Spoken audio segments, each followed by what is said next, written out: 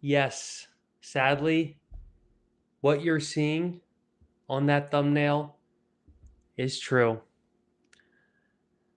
I no longer own one of the best mid lengths ever created, the Seaside and beyond. It is quite a sad occasion. And before I get into this, I just want to take a quick moment here to just think about the people up in LA right now.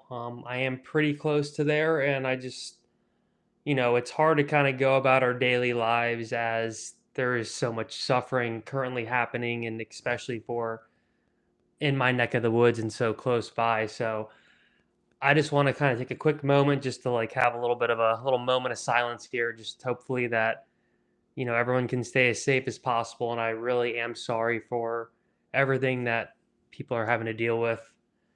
And it just kind of breaks my heart. And I'm just wishing the best. And hopefully we can have some fun in here and, have a little bit of laughter in these kind of rough times and just entertainment during this rough time. So I appreciate everyone tuning in and hopefully we can get through this. And I'm really sorry to everyone affected. If I can help in any way, just reach out to me on here. You can check out my info, my email, etc.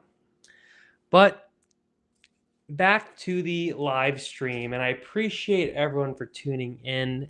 And there are a few reasons why I unfortunately let go of my sacred, beautiful, great Seaside and beyond. And I'm still dealing with the grief and the loss, but luckily it did go to a very cool person who I don't know if you want me to shout you out or not here, but I think it was a great swap. And then I got a text from him that luckily he had a great first session on it. Love the board, love the quad. So that made me stoked because I'm always just whenever I sell and buy boards and all that, like my bottom line and this end the story is I'm just trying to make sure they're stoked, I'm stoked. And it can be challenging because these are in the end of the day, these are $300 to $1,000 to more to less experiments, and you never really know how a board rides. You can watch all my reviews, you can watch all the Tommy Surf reviews and the Mike Raven and Surf and Show, but you're never actually going to know how a board rides until you get on the board and you ride it. So it always pleases me when I do make a sale and the person likes the board. That's a win-win for everyone involved. So shout out, brother, if you're watching, and hopefully we'll get a surf here soon. But there are a few reasons why I sold my beloved Seaside and beyond, which I didn't think I would ever do. But, as life goes on and life continues, you have to make choices and sacrifices. And this was a sacrifice I unfortunately had to make. And I'm going to go through some of the reasons why the Seaside and beyond, although an awesome board that I wish I kept, um, ultimately had to go. She had to go. And there are some reasons why. And there is a number one reason that I unfortunately had to sell the Seaside and beyond. And I talked about this in a recent live stream. It's probably actually a few months ago now, but um, long story short, I've been having kind of cramping issues in my legs and in particular in my calves. So what I notice is that on a mid-length type board like the Seaside and beyond, when I would paddle and lay straight on it, what happens is when you're laying on the board, your feet have to go somewhere, your legs have to go somewhere. Well, my legs and feet would always kind of kick the two pointy swallowtails of the board. Here's the swallowtail, and my feet would just kick right on there, and they'd be laying right on the tips. And for a while, I didn't really notice it, but then actually, as my calves kind of were getting worse, I think. Um, the fact that I had to kind of keep my feet careful and not and just be wary of where my feet were on the top of my board at all times, I noticed that it was causing the issue to increase. And like on my Varga board, which is an 8-foot board, my feet can lay on the top of the board fine. But 7 foot for my height is right in the sweet spot where kind of my feet lay on the. Oh, that's good. My feet lay. Something just flew off my kitchen balcony. My feet lay right on the swallowtail. And one day I just realized I was like, is the board actually contributing to this pain. Now, 99 out of 100 people never experience this, never even think about it. So I think for me, it's just an in particular thing where my legs are dealing with some issues where I kind of have to be able to just have my feet hang, go up and down, and not worry about kicking some pointy tail. The guy I sold the board to, I think he's a little shorter than me. So I think even him, you know, it's like your feet aren't going to hit as bad. If you're bigger, it's not going to hit as bad. If you don't really have these kind of issues, no one even really thinks about this. But for some reason, the super swallowtail and my top of my feet were just not getting along. And every time I'd surf the board, it was always on my mind. And I noticed after every session, my calves would be a little tight. Any other board I surf these days, they don't really get that tight.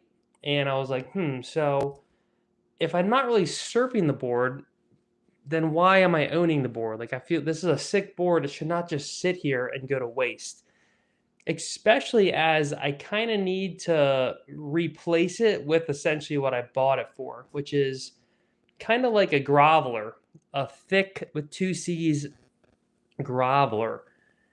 Now I've kind of toned it down as I had like a good mid-length longboard journey. Now I'm coming back to boards like the Mashup and the Two Fish, Machado Cotto, the Revo Max even, Sweet Potato, where I want a smaller board that's thick, even though I'm a huge proponent of the longer, bigger boards. So my goal was to, and is to, kind of replace the Seaside and Beyond with essentially a shorter, fatter board that is going to be a groveler much like it. Now, the Seaside and Beyond, though, does have a special ability, and that is it can surf good waves, big waves, really well. So in actuality, it's more of a quiver killer, I would say, than all the boards I just listed, because all the boards I just listed, besides the Revo Max, can't really go too big, because then you start sliding out, you start washing out. It's not really made as well for it. Seaside and Beyond, when the waves get good, the board comes alive. It's actually like probably even better in big waves and small waves. I mean, it can definitely grovel, but when you're on like a nice, big, slopey, soft wave, that's where the Seaside and Beyond like really is the goat. The glide you feel is unbelievable with the Seaside and Beyond. It is out of this world because when you surf the Seaside and Beyond, first off, you have to have your feet pretty far back. And then when you do find and engage like the sweet zone on the Seaside and Beyond, like say this is the board, you want to be, back here turning as opposed to having your feet too far forward. Your back foot needs to be over the fins. The feeling you get though with the glide with that board, it's hard to describe, but it's kind of like you're on like a longboard, but you have this fish feeling. Now, what another reason that I think the Seaside and Beyond kind of didn't, not that it never worked with me, but I had to kind of adjust how I would ride it. I would always ride it as a twin fin, especially after I used it for a while and I realized I much preferred it as a twin fin, especially only time I didn't like it as a twin fin is when it got really big. And I mean like overhead and a proper like sizable day where the point breaks are working and it's big. Then the quad works great. But for my style of surfing, I would always ride it as a twin fin. And as a twin fin, you actually don't have to go all the way back on the board because the twin fins sit up a little higher than just the quad. So the twin fin was nice because your back foot didn't have to go all the way back. And I thought it rode a lot looser as a twin fin. Now, I think most people and the guy I sold it to, they say they like the quad setup. And I think for most people that actually is the preferred setup. It's this fin setup made for the board. But part of me was just like, so I'm riding this board in fins. It shouldn't be in it.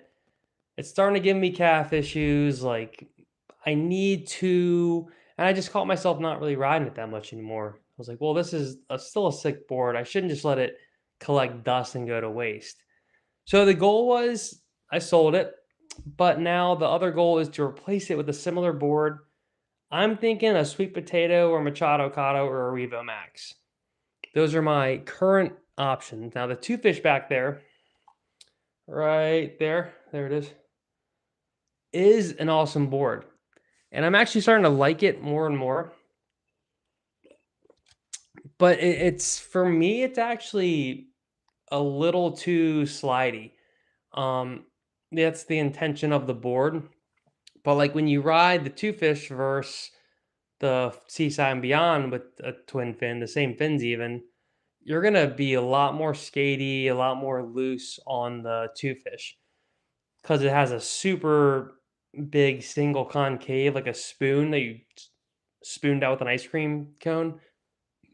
The Seaside and Beyond, it's not like that at the bottom. The fins come up higher too, so it actually is a little more stable.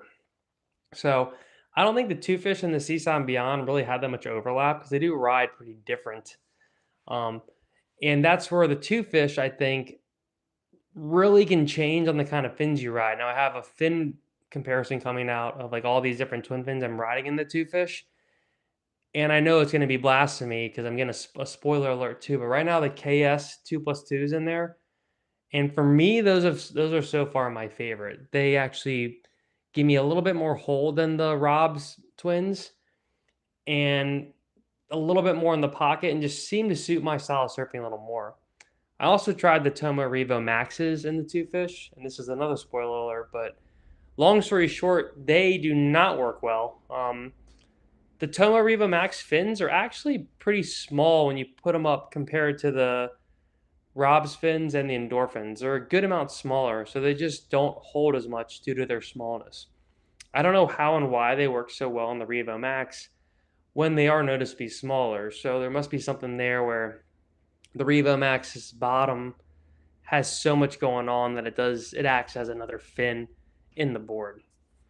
Um, Big guys, other reasons why I sold the Seaside and Beyond were simply I just needed to thin out the quiver a little bit to make do with new things. Now, shout out Mike Raven. I'm going to type him in the thing here. Go watch his stuff because Mike Raven, you have the quiver that I want. So now I need to like readjust everything to get your quiver because he essentially has all the boards I want. I want the Machado Cotto in the quiver, and I want sound like a little needy kid. I want. I need like a sweet potato. I want the Machado Cotto and the Revo Max, etc. Because what the Seaside and Beyond is, it is pretty much a groveling quiver killer or step up. Like it's not that dissimilar to the Revo Max, but it actually floats a lot better. And I would say it probably does grovel like the smallest of small better. In the end, though, the Revo Max's shape I've realized is the future of surfing. So that shape I actually prefer now to the Seaside and Beyond. And because 6'3" isn't so gargantuan, I'm not getting that weird calf issue where my legs have to kind of stay up and then I'm not like putting my foot down at all. And that's causing like a weird strain.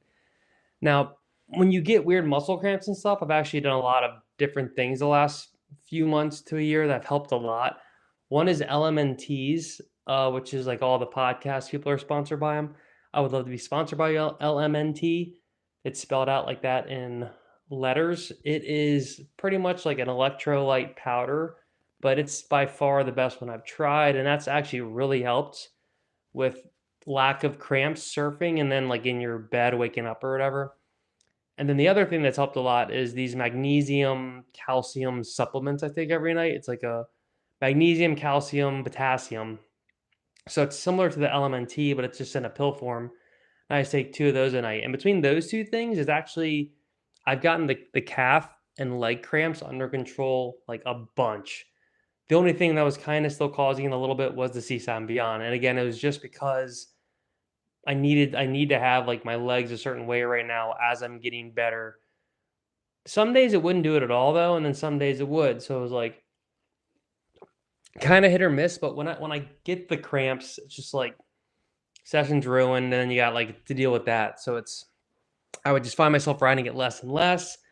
So now it's hopefully back on the water and then going to get ridden more, which is always the goal. I don't want surfboards sitting there not getting ridden. That's not what they're made for. They're already gnarly enough in themselves. They need to be in the water getting shredded. So another reason why I sold the Seaside and Beyond is because of the fin setup. Now it's the dedicated quad that I would ride as a twin fin.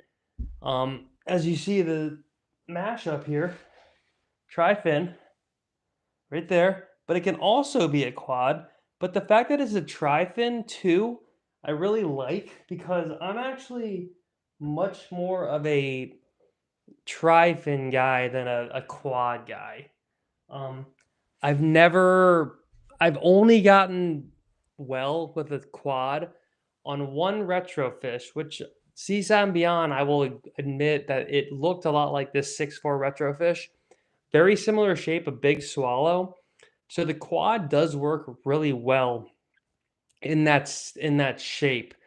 It could even be like the go-to because the two fish with the twin fin, when you have a shape like that and it's only a twin fin, it's kind of like the classic twin fin where it's gonna be skatey, it's gonna be loose.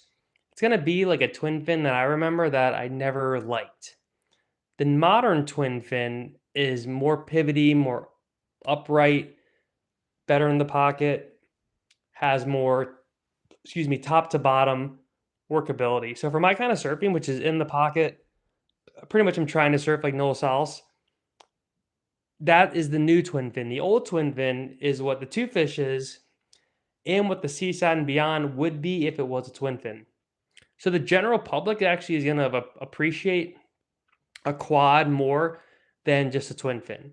Now Rob could have made it a 5 fin, but when you watch the interviews with him and stuff, I can appreciate how he really wanted the board to be what it was, and that's kind of why I like how he makes the two fish, and I like how he made the Machado Cotto with only 3 fin slots. It goes to show because he really actually is fine tuning his shapes and giving you the best option for the fin setup and not really leaving it up to chance, which most other board types these days, they just stick 5 fins in there and call it a day. And I talk about this all the time, but it is the smartest thing to do because then you're not pushing away just quad people or just tri-fin people or just twin fin people. You're getting all the people and they can all ride the board. But then obviously the fins aren't exactly where they should be, so there is some compromise. So if the Seaside and Beyond, like I think I would really like the 6'8", but even on 6'8" board sometimes I get the little weird calf cramp issue. So I'm kind of realizing my sweet spot for boards are like 6'6" and smaller, or then like 7'4" and bigger. Just if I need to kind of watch out for the weird issue at my height and my feet banging on the back of the board. Again, no one has ever talked about this, so I'm a weird commodity, but if you've ever experienced this, let me know in the chat. And let me know in the chat if I really blew it and I should regret this decision very much and demand that my new homie gives me the board back. Because I will text him right now and say, hey, bro, I know we're tight now, but I need that board. JK, I'm happy that you have the board. And I'm actually happy that it is sold because, again, it was collecting dust. I would ride it. I get a little bit of the calf issue, and then I just be like, why did I put myself through this? And with the goal of getting Mike Raven's Quiver, I need to move things around a little bit. So that's the ultimate goal here. Now, I want to also talk about boards I think are great replacements for the Seaside and Beyond. There's a bunch of new Firewire boards that I think are a great option if you like the Seaside and Beyond or you want a similar board. I definitely want to try the Lone Rider, I believe it's called, the Boss Up, and there's a few others. But what I think is really cool about some of the other mid-lengths they're offering right now is like kind of the sizes are a little different, or is like the long rider, it's starting at 6'10" and going to 6'4". 7.4. So it's actually kind of like the Seaside and Beyond, but they're actually starting higher. And then it's volumed a little different. But even on a board like the Long Rider, it has more of a pin round tail. So for someone like me who needs to be careful where my feet are going, that will work better because my feet can kind of just rest on the sides and it's not like right on the point of a swallowtail. Also with the boss ups, a similar shape where it's actually even more of a pointy swallowtail. And it even starts a little less at 6.6 and 39.5 liters. I think that'd be an epic tryout. And I definitely want to try that boss up. I'm a little more happy and keen to try the boss up over the long rider. Just due to the boss up to me seeming like it's a little more maneuverable, a little more like it's a Kelly board versus, is the other one Dan Man? The other one's actually not really anything. The long rider, it doesn't really say. It's kind of like a team mid-length board, which we see Kevin Schultz riding it. Another board I'd love to try is the Greedy Beaver, which I think like the 6.4, the 6.6 would be a really great option. I don't know if any of y'all in the chat have ridden the Greedy Beaver, but it's funny is it's been around for a long time, but to me it seems like it's slowly making its way out of the lineup, the Firewire Surf lineup, but I don't think it should because to me the Greedy Beaver is almost like a sweet potato. It's kind of reached this classic shape that I think in the end, when you get like a really stretched out board, I always find the other tails besides the swallow to be really nice, especially the rounded pin kind of swallow, because you have a bigger board and it's gonna like once the waves get a little bigger, and even how a bigger board rides with um that kind of tail. I've noticed that like on my Vargo board, it's an 8-foot fun board essentially, and it does a really good job of holding the rail line, excuse me, when I'm surfing. And I noticed if it was a swallowtail, it wouldn't really let me do these really tight in the pocket turns on such a big board. So that's what I've realized with the bigger boards. I mean, that's kind of maybe why you don't see too many long boards as a swallowtail. Most long boards will be a rounded pin, maybe a rounded squash. Every now and then you'll see a swallowtail, but it's not the number one tail for long boards or big boards. And if it is a swallowtail, it might be kind of like a baby swallow, like on the mashup here, as opposed to the two fish back there, which is a really big one. The mashup has a little guy, and the little guy is really sick because it's kind of taking all the stuff and mixing it into this, where it's pretty much it's kind of like a squash, it's kind of like a swallow. It has like a really thin. It's one of the best tails ever, and that tic tac you get from having like the baby swallow is just really nice. So let me know, guys, in the chat. And if you haven't liked the video, please drop me a like. Smash subscribe if you haven't yet. I appreciate it. The like lets YouTube know that people want to watch this. It'll send it out to more surf shred people that want to watch the surf content and see why a dummy like me sold the sickest board ever. Another reason why I made this decision was, need a little extra change in the piggy bank. Surfboards are a great kind of like an asset. I mean, they somewhat hold their value if it's a reputable brand, if the board stays intact. And I think we're at a point now where, it's somewhat Black Mirror-esque as how on websites we have a rating. But if you have a good rating and the other person has a good rating, it seems like it's a trustworthy transaction when you're selling the board. I remember even like 7 years ago, 8 years ago, you'd be on Craigslist, you have no clue who the person buying your board is, and you have no clue. It'd be the sketchiest thing ever, and you show up, it'd be a picture taken with the little flip phone or something, and so you don't really know how the board looks like. You show up, you see the board, you have no clue if this person's reputable or not. So the apps and the Black Mirror-esque rating system does help for selling surfboards for sure.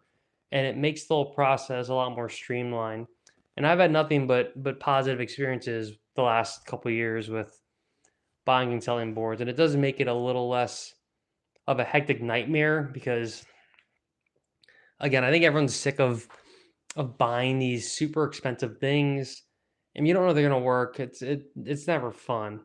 Um, so I think the perfect replacement for for me and what I was using the Seaside and Beyond for would be the sweet potato. Now, I like the 510 sweet potato because it's essentially taking the Seaside and Beyond and just smushing it. It's the same volume, which to me, I know volume is somewhat overrated now, but I think the in terms of the grovel ability, that's the best indicator of how the board's gonna work in crap small waves. How much can you float in those small crap waves? Now, when you take all that volume and you smush it and you put something like epoxy in there, it can get a little more buoyanty and more bouncy the smaller you go as opposed to the longer you go. But that bounce works really well on small crap waves. Sometimes it doesn't work well if we're trying to duck dive or if we're trying to sit up the lineup, which I've noticed on the sweet potato on the 510, which I'm still working on that review. I'm like knee deep in editing right now with too many things. You're gonna be like, here's the water, like you're gonna be just bouncing up the water because the board's just so compressed. So you almost have to pick and choose if your board's gonna go nose up or things up. If the board's longer, it can sink in the water a little more. So the leaders does like spread out across the board better. That's what I noticed in the Revo Max, which I need to lock that in the Quiver too. Is like the 6.3 being 35 liters, it does not feel like that at all when you're holding it. And then when you're paddling on it, it's just enough where for me, like I wouldn't mind it being a little more floaty, but it actually is pretty much the perfect sweet spot of floating sinkiness. Um, but it does that because it's the volume's positioned around the board, so it doesn't feel weird at all when you're sitting, floating, anything. It's one of the most properly like distributed boards of foam in terms of hiding the foam on the board. It's really unbelievable compared to like just normal surfboards and the Revo and the Revo Max. It's like, how do you even make this thing 35 liters? This could be like a 29-meter board, how thin it is. So I think that's interesting too, is trying to find a replacement for your Seaside and Beyond. There's other mid-length options, or you can go smaller and thicker and try to replicate the grovel ability. Now, the one part that the smaller, thicker board can't do is ride big waves. But for me, and sorry, Firewire, but my Twinsman has become my step-up board. And I got to really put it to the test a few times these last couple months because that was another reason I was holding on to the Seaside and Beyond.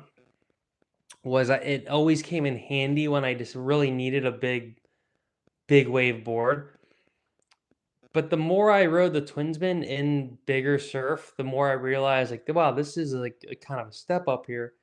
And especially as I played with more fins with it and I just got more used to it. I surfed this weekend at like a famous spot where I live that gets very big and gnarly. And again, I didn't slide out at all. I felt super at ease at home. The board handled it phenomenally. And it was, 5 to 8 foot pumping top to bottom waves. And the Twinsman just was taking no prisoners or was taking prisoners, whatever the quote is there, the phrase. But it was just shredding like I've never shredded before. And I was like, all right, Twinsman, you are locked in. And on the last big swell, I rode the Twinsman at like it was probably like 10 to 12. It was big. It was like 10 to 12 foot, or like 9 to 10 foot, occasional 11, maybe 12. I know I'm claiming it, but and the Twinsman felt great and it was closing out gnarly. That's what's kind of nice about actually having a slightly smaller board that can handle that, because then duck diving's easier. It's a little easier to maneuver the board when you're in like the kind of crazy situations. Now there's definitely limits once you get to the 10 foot and you really start going up, then you do want longer boards. So in an ideal world, you do have just a straight up step up board, which the Seaside and Beyond was. But I do have a project in the work where this actually happened. Someone left a free surfboard. I don't know why I'm doing this, but it was free. Said free on it. It's an 8.2, like kinda just thrustery 8.2 board. That needs a little bit of work, but my goal, it's on the porch out there. My goal is to do a little video about it and just see how that thing rides and see if that can be my step up. I don't even remember what brand it is. I gotta see. But it was hard not to pass up a free surfboard on the side of the road when I was on a walk. I was literally on a walk. I look, I see the surfboard, I see it says free surfboard in Sharpie, and I'm like, I mean, free surfboard. How can you not forget about it? So, but also it's like if it was, a tiny potato chip or something, just I would never ride. But I was like, well, that thing actually that's an 8.2 like thrustery big board. Like in the back of my mind, I was like, well, that could actually be my step up now, like my big good wave board, and I don't care if it breaks. I don't care if it gets thrashed. Like it's not a bad idea. So that's my dreamer idea. We'll see if it comes to fruition. That's the goal, to at least try it. But in the meantime, the Twinsman, if you get one that's at least not like a 5.3 or 5.5, and you get at least a somewhat substantial one, that thing can definitely hang in proper surf, especially if you pair it with my go-to NVS album upright twin fins. Those are the goated fins for that board. So let me know in the chat, guys, if you agree with these comments, if you disagree, because I know I'm getting a little crazy here. And again, I want to just take another moment to hopefully say that everyone that is in LA dealing with this current occurrence right now, I'm definitely sending love and prayers, and it's hard to even fathom like the amount of suffering that some people are dealing with. And again, I'm grateful for what I have, and I hope I can help if I can, or if anyone needs help with it, please reach out and just check in on people if you need, because it's pretty crazy how, I mean, life can just change like that, and you don't know what it's going to be. You don't know what the meteor is going to be when it hits, which is really can be really scary, because everything is great on one moment and then you lose everything the next moment, and that's really intense. And it really just shows the importance of stuff that you value, and the non-importance of trivial BS that doesn't matter. And hopefully this will help us refocus on what's important. And if you have a hobby or kids or a dream, that's more important. That's important. um Being right, being you know being above our ego and our personal like desires is really hard. But like in a catastrophe, it makes it a little easier to see what really is important. And it breaks my heart, because I it's just really complicated to try to continue day by day as this goes on. So thanks again for kind of tuning in as this goes on, and hopefully we can like get through this and get to these next stages. um Not to be a Debbie Downer here, but I just want to broach the subject because it is important. Um, but I did lose people watching. I know. We're like, oh, okay, now you're being a bummer, bro. We're out of here. But no, I do appreciate everyone for we got to come together. We got to do what we got to do. This is like another thing in this crazy world. I don't know the solution.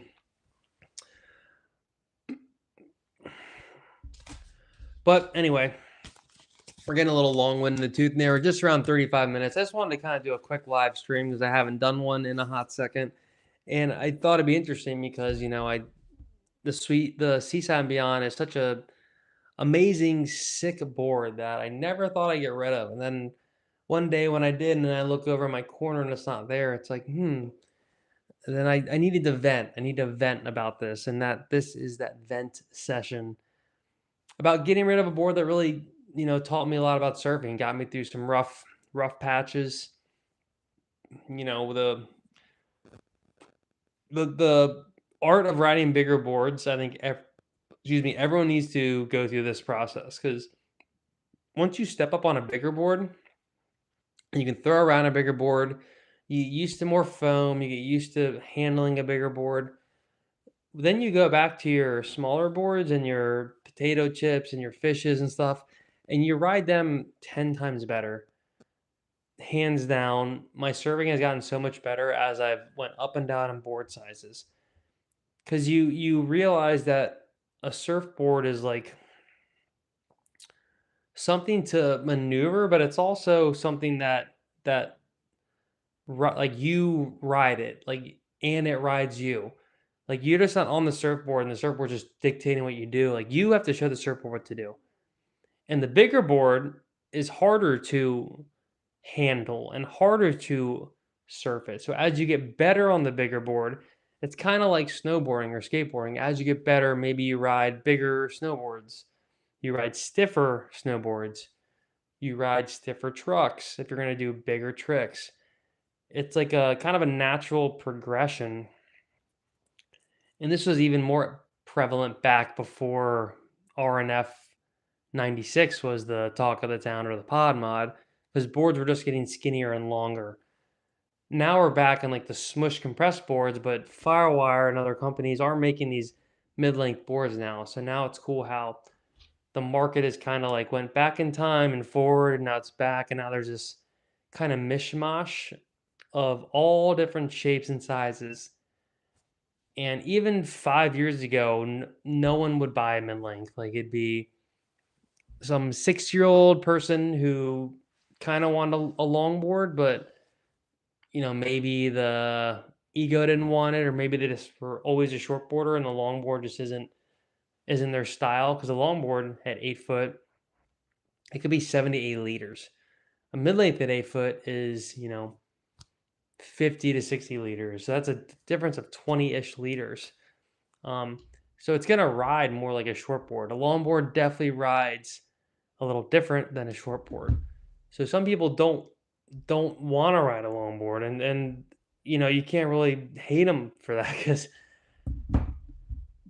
it took me a while to want to longboard, and I think you have to live in a flat place to.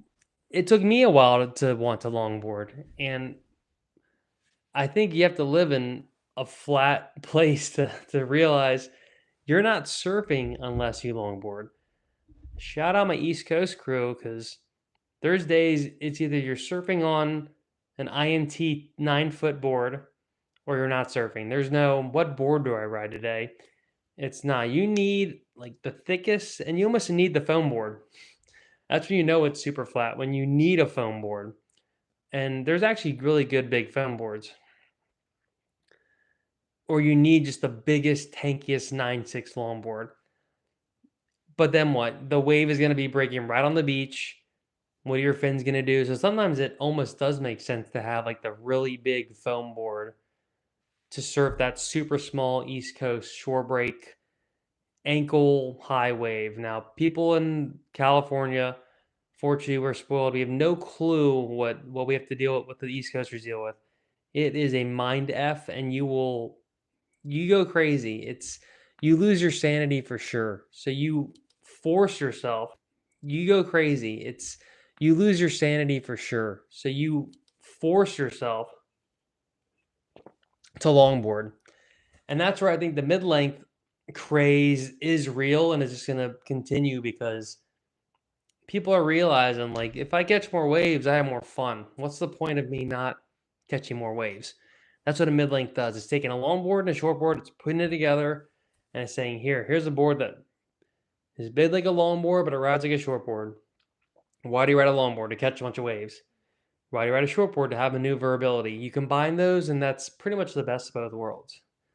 So my next goal is to continue the mid length train, but try different, try longer, shorter, see if other boards are better for my calves, see if there's more fin option boards. Like it's a never ending journey, hence the hero's journey show of trial and error. And I do get upset sometimes because I just want to be right, and you want to just make a decision and it's right, but usually you make a decision, it's wrong, leads you to another decision, and leads you here, leads you here. And I look back because the great example of this is when I surfed Waco. I rode the 510 mashup, and then I came to California and I bought the 5.9 mashup because I'm dumb. And then I was really mad at myself because I was like, why didn't I just buy the 510? It was perfect.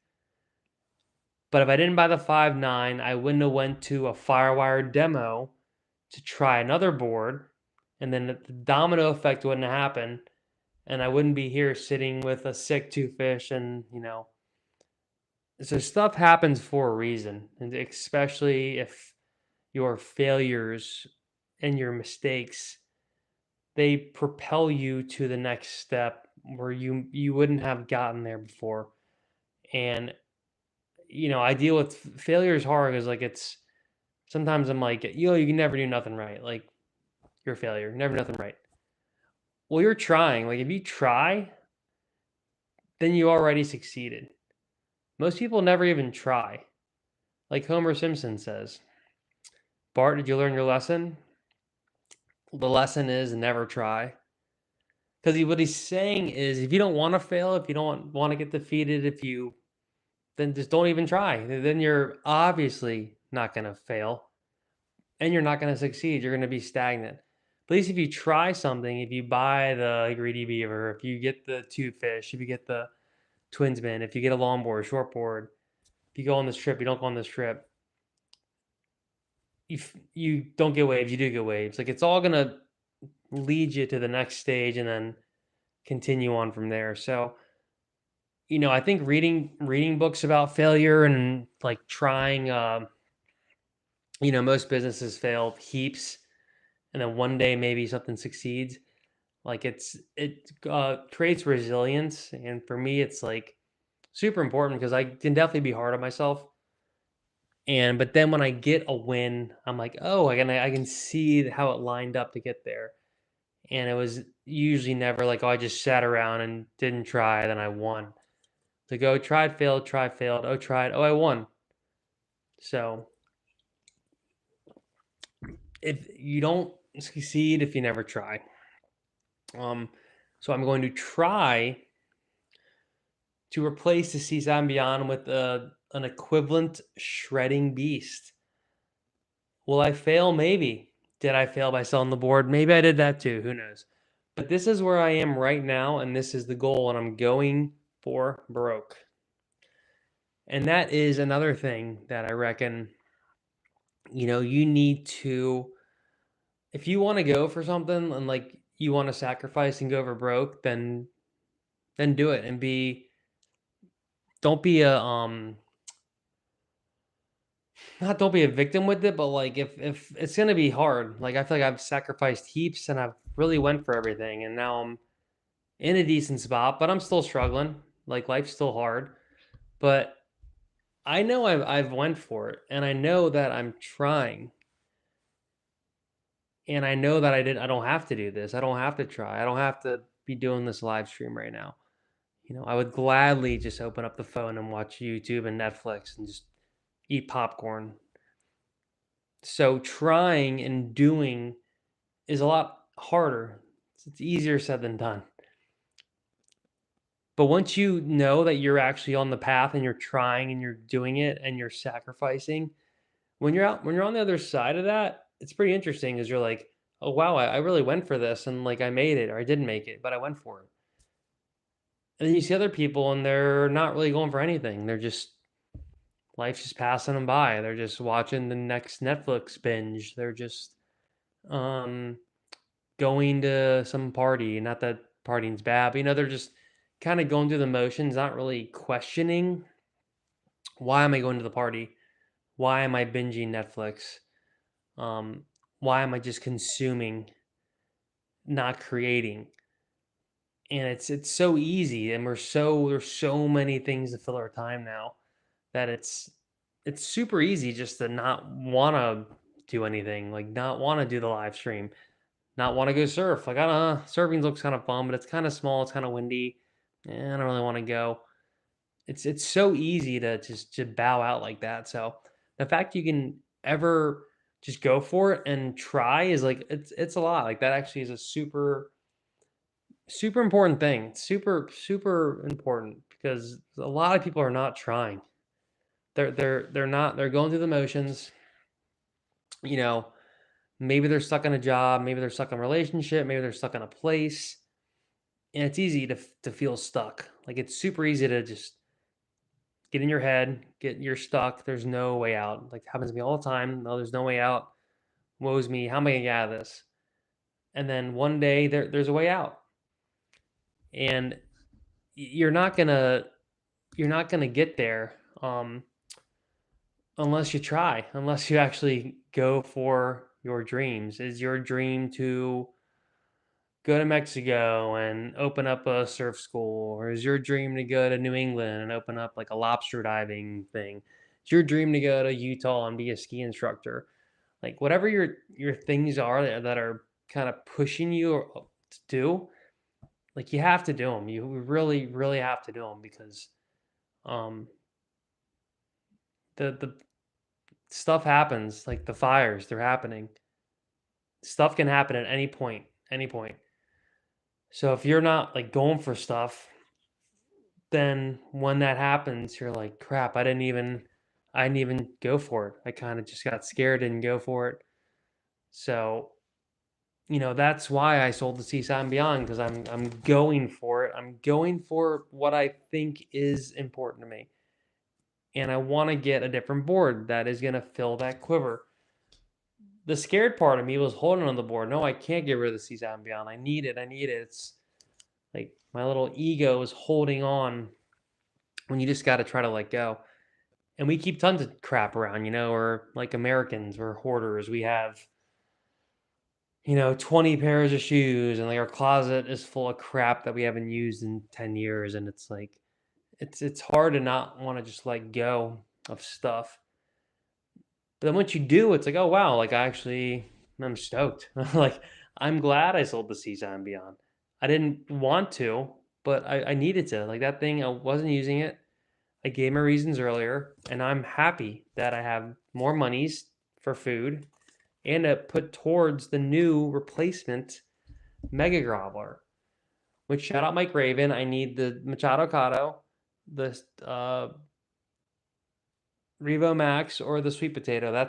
I'm trying to finagle that and let the universe bring that to me. So, hey guys, we're right around 48 minutes.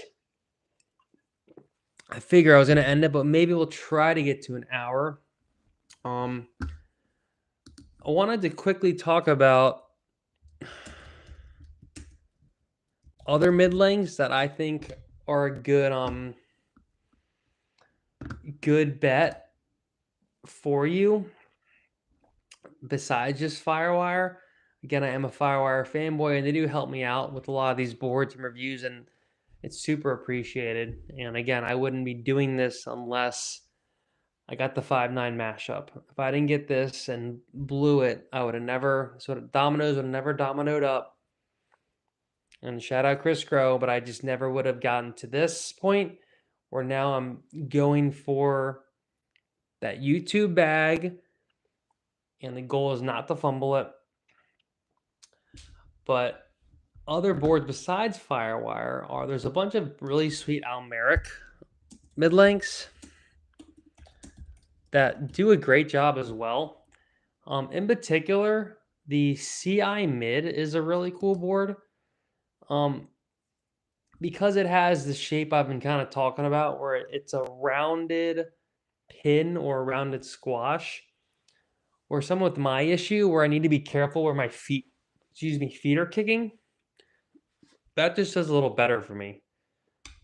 I think as well in the mid length category, that tail to me is gonna shine more than a giant swallowtail. Um, the only time it wouldn't shine maybe is when the waves are like tiny. That's when the swallowtail could do a little better because it has the 2 reference points and it's a very small wave. Once the wave gets bigger though, a lot of step ups have the rounded swallow or pintail because it can hold a little better. I find on nice open um, open waves, the Varga board, which is an 8-foot rounded pin essentially, does really good at the bottom turn and the roundhouse, and it's very smooth. More so than the Seaside and Beyond, which wants to be a little more pivoty due to that, as opposed to that, which wants to go kind of more edge to edge. This wants to go digs in more edge to edge. So all the newer Almeric boards are sweet too, with how they're kind of going similar to the Firewire, I think. And I think even Firewire has been paving the way with the mid lengths, and now they're making more mid lengths, and now we're just living in mid length land. And again, 5 years ago, I thought I was getting joked for buying the mid length. People were pointing at me in the lineup and laughing, saying you are a loser. But now, who's laughing? Who's laughing now? You bullies. Oh, we got a commenter. Appreciate everyone tuning in again. We're at 51 minutes. Let's get to an hour. We're getting to an hour. But I can't do a 3-hour session though. My voice is already getting there. So, oh nice. Stephen Wigley says, "Hello, bro. Went with the mini mo at 6.6 in the end. Love Thunderbolt ping." Oh nice. Yeah. Oh wait. So you're saying you want the mini mo in the Thunderbolt technology, or is that a different? Because I've heard the mini mo is awesome. I heard that's like kind of the goat, the new goat. Were you in the comments and said you were talking about someone was talking about that. It might have been you who were talking about you preferred your mini mo over something else. I'm looking at it right now. Oh yeah. Oh, the Hargelindel, yeah, and Thunderbolt Black. Oh sweet, yes sir. Okay, sweet. I would love to try that thing. How is the Thunderbolt, Steven? Because I know they were working with a Firewire, but I don't think they're not really working with them anymore. And I know it's kind of a Japanese technology, if I'm correct, and it's essentially like epoxy, just a certain version of it. On the Sunday, a lot of Sundays had that, and they seem cool. Seems very tankish in a good way. What do you reckon about the Thunderbolt? Are you a big fan? And I would love to. Yeah, the 6.6. I would be super keen on. I feel like for me, the weird calf issue I have would be alleviated. Would not happen with the 6.6. Pretty much, I wrote my friend's 6.8 album. It's kind of like a big album longboard. I think what it's called. The Vesper, not the Vesper. It's a big album twin fin, but it's a 6.8, and that's where I start to get the kicking on the swallow part. Definitely not as bad as once it gets to 7 foot. That's the perfect sweet spot for pain. But like 6.6 is like just perfect. And then once you start getting lower than that, it's like chef's kiss. So I would love to try the mini, the Mo Mini. Mo Money. I Mo. If anyone gets the reference. But you promised me Mo Money. I Mo. It's from Simpsons. Oh, nice. So Steven says, it's fast and light. He has volcanic 2-fish, but he prefers the Thunderbolt feel. Ah, sweet. Yes. Excellent. Yeah, no, I reckon So I reckon the volcanic for me, I like the Ibolix volcanic. For some reason, there's a difference between the Ibolix volcanic and the helium volcanic, and it's because the helium volcanic has no stringer and it has the wooden rails. The Ibolix volcanic has a foam condensed stringer and foam rails. And to me, the volcanic on the Ibolic is like really sick. The volcanic on the helium regular, to me, it is a little more of like borderline it's getting a timber tech. But the volcanic with the Ibolics is like reminds me of LFT, and I really, really like it. Oh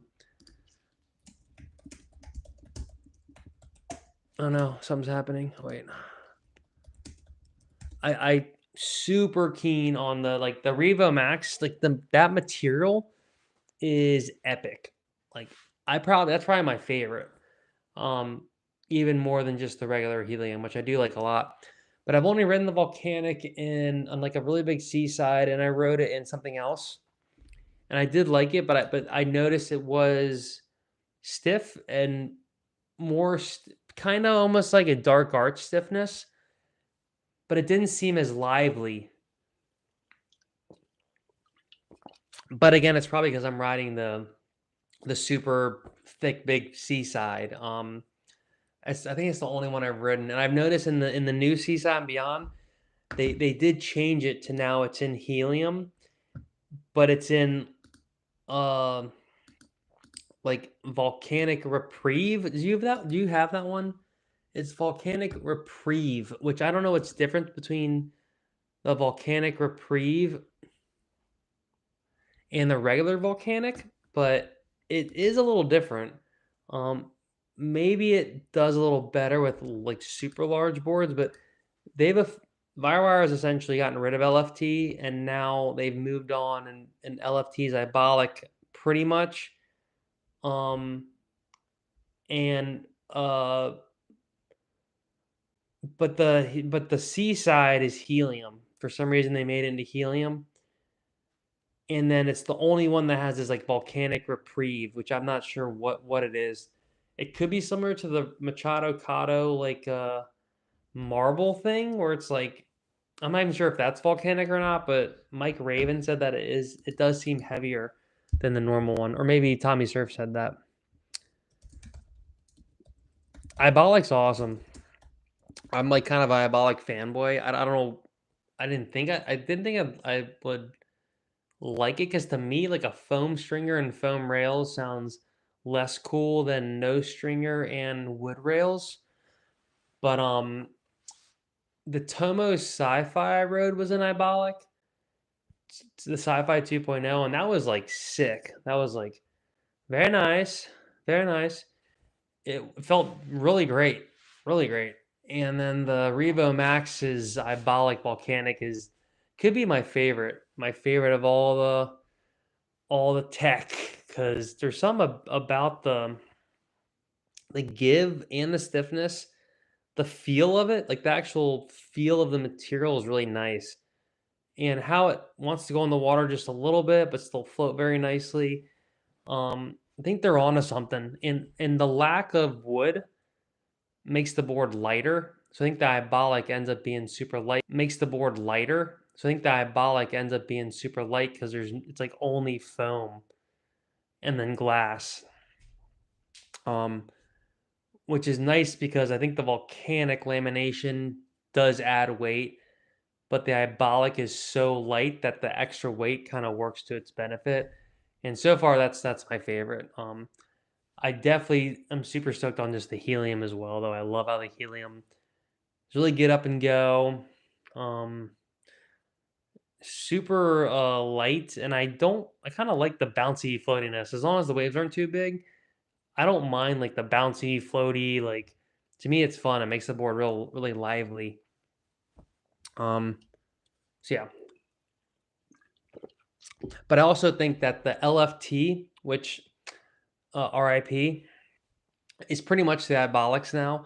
And the LFT to me was like always from day one was sick. I was like, this feels great. I never was like And that was my first one in a while. That was like one of the newer Firewires that wasn't helium. And wow, I must prefer LFT to helium because it has, to me, it has more of a real PU feel. But the LFT Achilles heel is it's like brittle as a potato chip. It's kind of brittle. I mean, I beat my boards up, so it's not saying much, but like to me, it kind of takes away the epoxiness. Having flex and having give is good, and that's why the board's sick. But then the board isn't as bulletproof as the helium. Um, Steven says, I'll get some hearts here. Heart. Steven says, Thunderbolt does pressure. Ding, my mid six did after year, but next board will be Ibolic. Thanks. Oh, sweet. Sweet as, mate. Okay. Oh, so really, your Thunderbolt does have pressure dings. Well, Matt Parker from Album Surf talks about it, but pressure dings like are actually not a bad thing. It means the board has flex. And where I really learned this is my torque pod mod, like kind of didn't get pressure dings. And therefore the board had no flex. And I could never dial the board in because like for some reason I just like couldn't turn it because it wouldn't want to flex at all. Pressure dings on the deck and like where your feet go and stuff, that's just kind of showing you the board has give, which is a good thing because that means the board is flexing a little bit. And in the end, like some of those pressure points like create a little bit of a holding point for your feet. Because all my boards are super pressure dinged up. Let's see where my mashup is. Yeah, so even my mashup is like a little bit. Let's see if we can see this. Ooh, that probably didn't sound good. I can see right there, yeah. So like there's where my heel goes. Right here. And so I'm a stomper. And I have a big heel thing right there. And right here, you can see it right here. Goes in a little bit right there too. Now, this is a PU board, it'd be even more like that. But the fact that there still is some give there and there is some pressure dinging occurring, it's not a bad thing. If I could find the Matt Parker interview where he talks about it, he really summed it up super well. Where it was like a Tim and Eric explosion head moment. I was like, oh, that makes perfect sense. Like but then there's one thing though if the thing's like just golf balled up like, and it's like super gnarred, but in the end, it means the board has some give and some flex, and it's not like, oh, the board's getting pressure ding like this thing. It sucks. So, but I don't know what Thunderbolt really is. I mean, if you're still here, Steven, is it just like epoxy or is Thunderbolt like the lamination? I guess I can look it up. Because I know it's I think it's a Japanese company. Everyone's leaving. People don't want it. Oh, so it does use some carbon fiber and other composite materials, and it vacuum bags it. Okay, so Thunderbolt to me, it seems like it's essentially a carbon fiber competitor similar to the volcanic lamination. Yes, with the carbon wrap. Okay. Is it just straight up carbon? It says a few other materials. And whenever I've seen it, to me, it doesn't seem... I'm reading this. So what is Thunderbolt Construction and what's new with it this year? Well, this blog, shoutoutboardshop.co.uk, my boys. boyshop.co.uk. They're going to break down the 3 different Thunderbolts right here. So let's see. My website. There's some shit.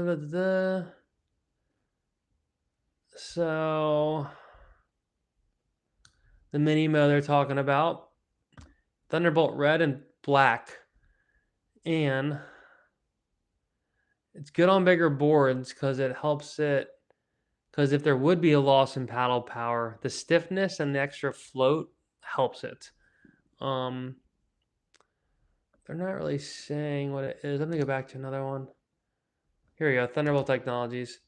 Yeah, so it's fiberglass, carbon fiber, and a couple other sneaky things they're not talking about.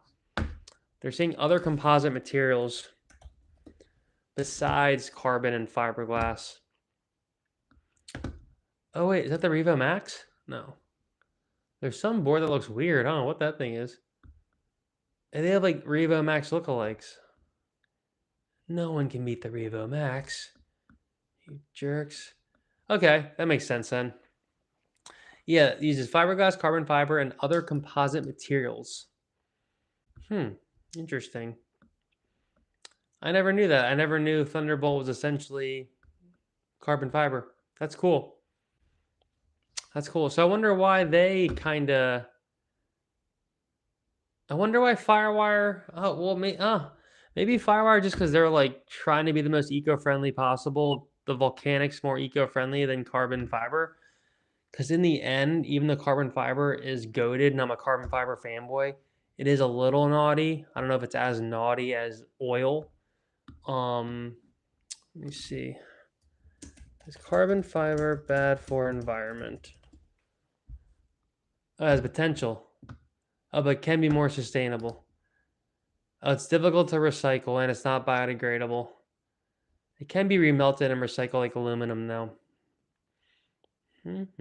Okay, so it just can't be biodegraded. So it's not necessarily bad. It just doesn't ever go away.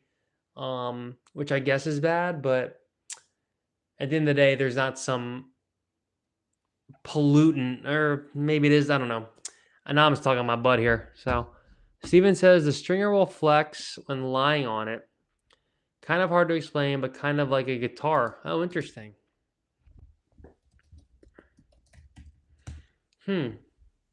That's cool though. I've seen a few, like I've definitely seen a few, and I've been intrigued. And again, it was funny because Firewire had a relationship with them for a while, and then it seemed to go away right when they started doing the volcanic thing. So I do wonder if just because Firewire, they try to be like, that's their kind of their motif is, the good board project or whatever it's called, eco board project, and just trying to make boards a little more sustainable. Because I do talk about it often, but the normal PU surfboard is a little naughty. Like if you're a surfboard shaper, you have to wear the mask. It's like this gnarly environment. You're just surrounded by chemicals all day. It's like a kind of a gnarly thing, which my dad was talking about that. I was like, being a surfboard shaper is pretty cool. Like it's very artistic. And he was like, yeah, it sucks. You're just bringing chemicals all day. I was like, yeah, I guess you're kind of right. You are. So it's a sacrifice you make. All right, our mid sponsor credit. So I'm not like technically sponsored by these guys, but I'm so addicted that I hope they sponsor me one day. But Hoplark sparkling water, it's like hops and water. If you love IPAs, but you gotta like not drink as many, because I'm trying to be cool like Gen Z and not drink. These get the job done. These and then the rational ales. Those are the two. My two advices if you're trying to drink less, these and rational ales, and you'll be good to go.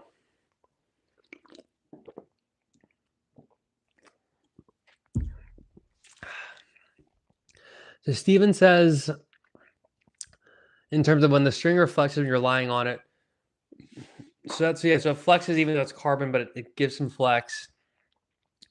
That means when you hit the lip turn, it springs back. Correct. That's what I super noticed with the Dark Arts boards, which I would love to get one in the Quiver. And shout out Chris Cote. He's got like a new model. I think it's called the Rad Bod. That's pretty cool because, yeah, the Rad Bod.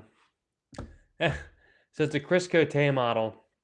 And it's essentially the dad bod, but it has a swallowtail, and it's actually a good amount different. But the normal dad bod is like a sick board by Dark Arts, and it has that sweet amount of springness that I love. And once you realize like what the like helium boards are in Firewire and the Dark Arts are, and like the stiffness and the rebound and like the not digging in the water, you realize it's not really a bad thing. There's just limits, aka when the waves get too big and when you need to dig the rail because the wave's so big, that's the limit.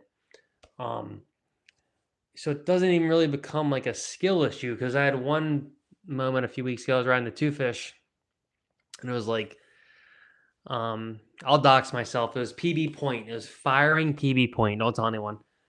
And the two fish was flying, but I realized like I couldn't like slow it down because I couldn't dig the rail in because I was going so fast and it was like so much wave.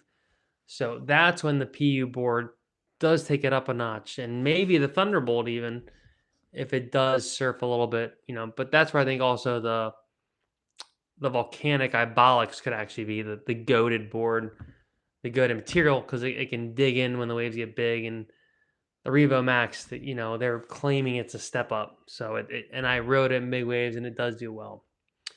But the original dad bod actually is like a squash tail. It's kind of like the Machado Cado.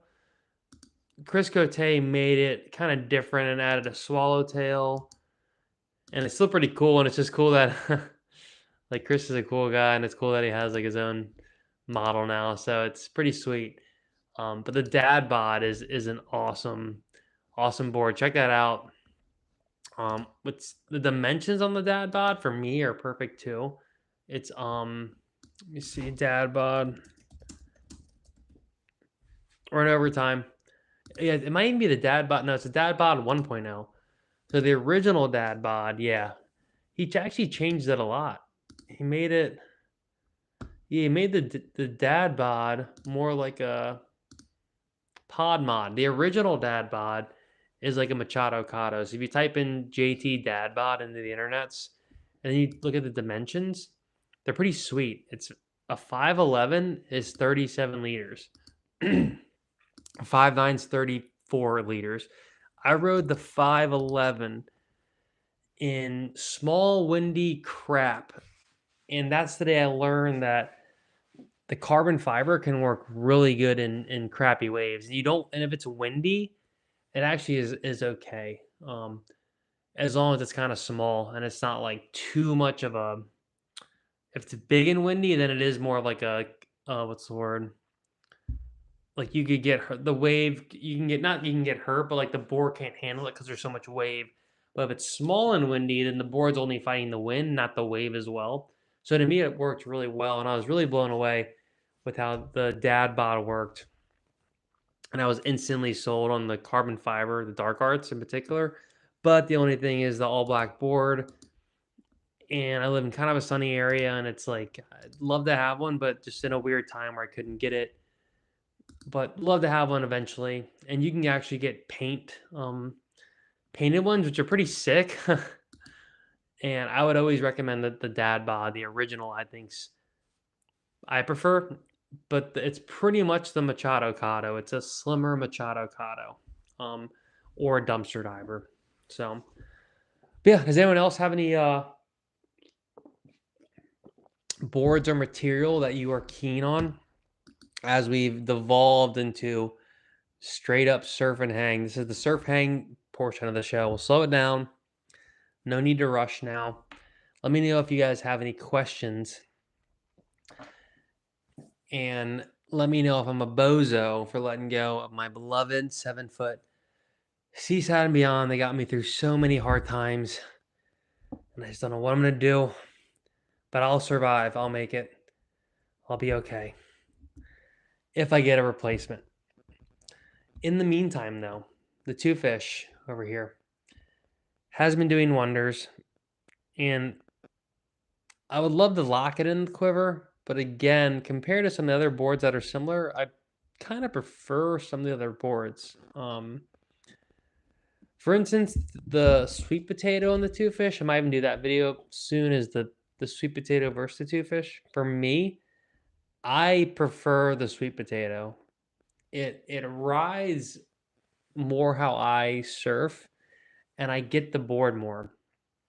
The two fish is definitely sometimes a wild beast. If the waves are small enough, the two fish is manageable and it's not too crazy. But once it actually gets a little more speedy and fast, you're going so fast on the two fish that it makes it a little harder to control. So you just gotta be ready for that. And especially the lack of a back fin, it only adds to the craziness. Um, so it's super fun and it can be like really fast. So in the end, it's like selling and buying boards and trying stuff. It's like all really fun because even boards that are similar, like the two fish and the sweet potato, super fat, big, grovelly, like fish type boards. There's enough difference where like there isn't too much overlap. Um, you really start getting the most overlap if you like go to different companies now. Snowboarding is very similar where there'll be, 10 different all mountain snowboards that are all very similar, but then it's just like how the brands shape certain spots. Like it's almost not very tangible what makes the differences, but a lot of times brands boards will ride different. So it's interesting how within the brand there might not be that much overlap, but then compared to other boards of the same type of board, there will be some overlap. But just because the boards are so different in terms of how the shaper wants to maneuver different aspects of the board, it's like kind of an endless spree that you just got to make sure your bank account is fat enough. Oh, sweet. So Steven asked, so sweet potato, best groveler to match my mini mo. I mean, I'm gonna give you a big old yes. Like the sweet potato to me is definitely magic. What's your dims again, Steve?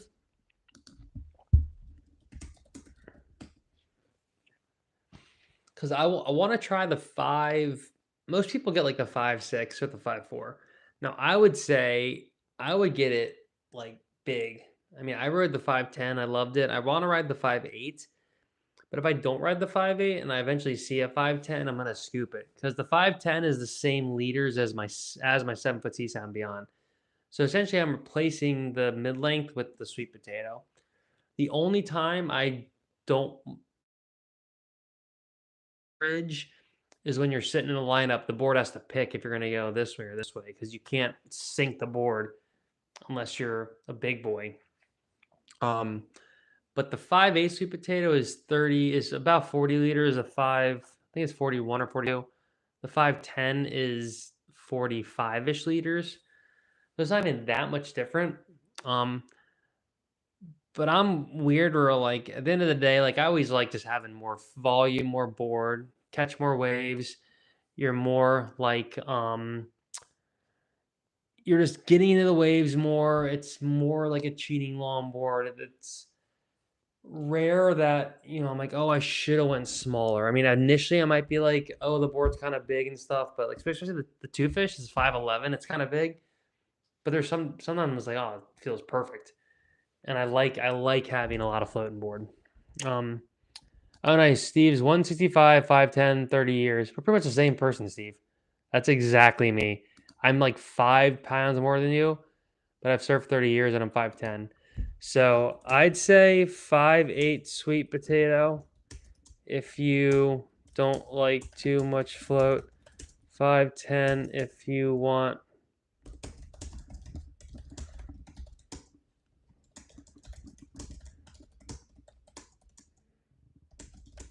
So these are options, Steven.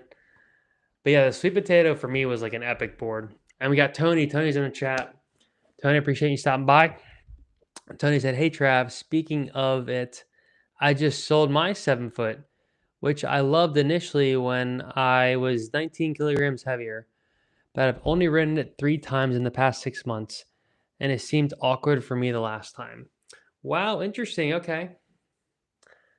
So I don't feel as crazy. Thank you for the moral support. Thank you for the moral support. It's a party. Party, party, party. No, I hear you. to me, it took me a while to get used to the Seaside and Beyond as well, and it really came alive when I put the NVS album twin fins in there. Before I did that, I really thought it was too tracky and too just not loose enough. And I was like, so I couldn't figure out why it wasn't loose enough because and the reason is because your back foot has to be all the way back on the board to push those quads around. But the quad fins on the Seaside and Beyond, they're not really even that small. Like it actually is like a good amount of push. You can ride Rob's quads. You can just ride the two sides as a twin fin. They're so big and kind of keely. So even on big days on the Seaside and Beyond 7 foot with the quads, I noticed that it would just be like a little too on a railroad track. That when I would try to like maneuver it around, I just couldn't really. It didn't have the precise control that I want out of a board. Like it was just a little too stiff in the tail, too much fin. Oh, we got a celebrity in the chat.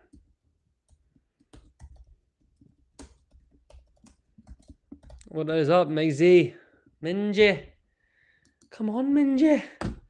Thank you for stopping by, and I appreciate your concern, Miggsy. I'm doing okay, and thank you very much. I took a few moments earlier just to address the situation in California, and hopefully everyone's doing okay if you're in the chat and you're in California. If not, just reach out to people. We all appreciate it, and they appreciate it. And yeah, it goes to show that like we just gotta be grateful. Gotta be grateful. Because at any moment, it can be over. So it's gotta be grateful. That's the number one thing you have to do. Every morning, I wake up, I meditate on gratitude, and then I'm off.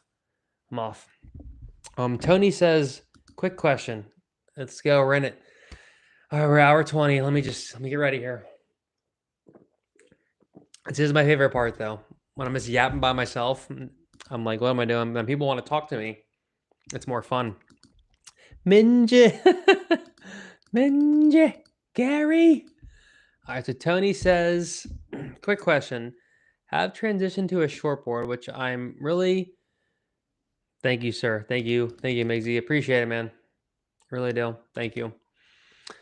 Tony says he's transitioning to a shortboard, and he's transitioned to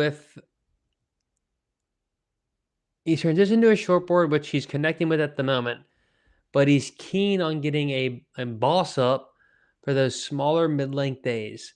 What size would you suggest? 6'8", 6'10", or 7'0"? All right, Tony, what is your size? How tall and how PHAT are you? And you're like, are you intermediate? Have you like just transitioned to the shortboard? And you're coming from the 7.0 SMB. Let me see. I was looking at this earlier at the stats. The boss up. You better boss up. So the boss up. So Tony's 155. He's 63, and he's 5'6". Oh, thanks, Miggsy. Appreciate it, man. Trying.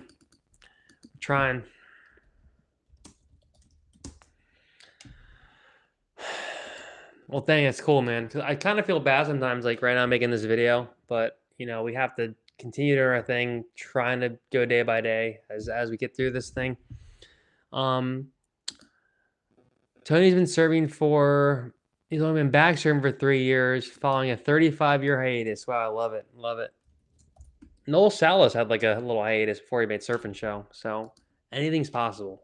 I think he said he didn't surf for 10 years, and then he made Surf and Show like 7 years ago. So that's pretty crazy. So it is like riding a bike. Tony, for you, I would reckon that because the Seaside and Beyond was at the leaders that it was, all people are leaving. People don't like it. The Seaside and Beyond, did you think that floated you perfectly, or would you want more or less float?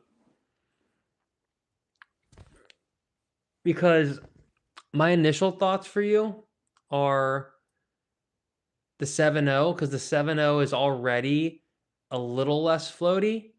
The Boss Up is a Kelly Slater board, so it's actually going to be like more high performance and stable, not as stable as Rob's boards.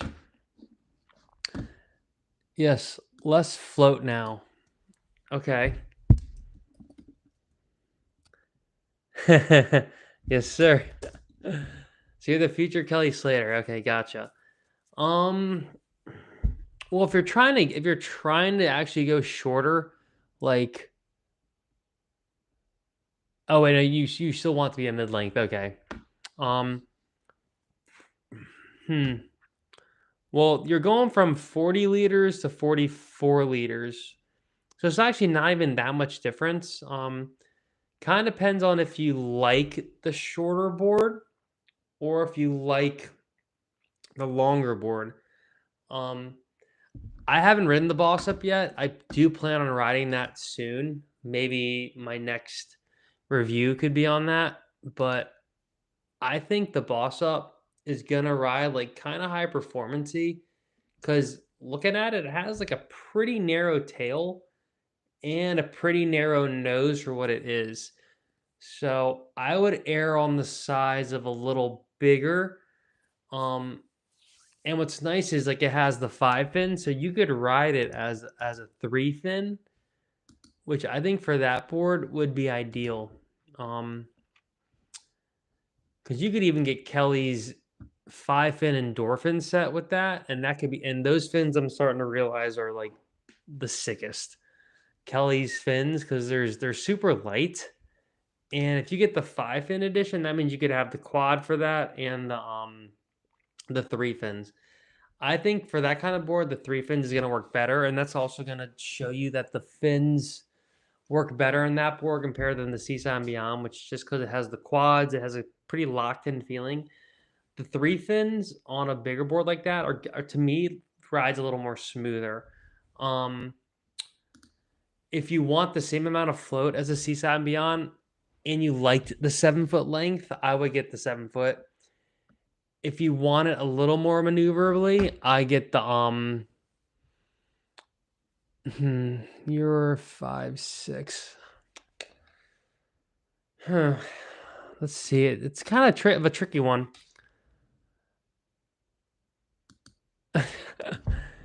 Maisie, my voice is going. 2 hours to spend.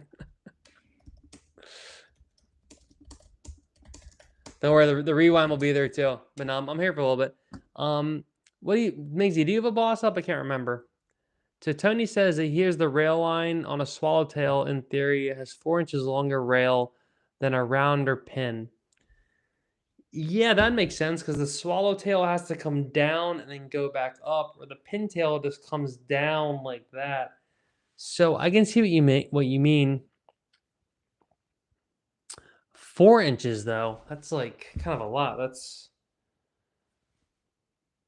But I guess that does make sense though, because a lot of times the swallow, like especially on a board like the Seaside and Beyond or the Two Fish, like you see it right back here. That's like a really big swallowtail. And what's interesting on the Two Fish is like if I size down too much, I'd barely be able to get my back foot on the board because the swallow in itself is like 4 inches, 5 inches. So that's probably what you mean is the swallow takes up the rail line, so it does add more rail line. I think because you're still, I think the 610 or the 7.0 would be your best bets. Just because the 6.6 could have some crossover with your short board, and the 6.6 could end up being like kind of a squirrely board. Like it's not the widest board; it's only 20 and 1/8, which isn't really that wide. For comparison, the Seaside and Beyond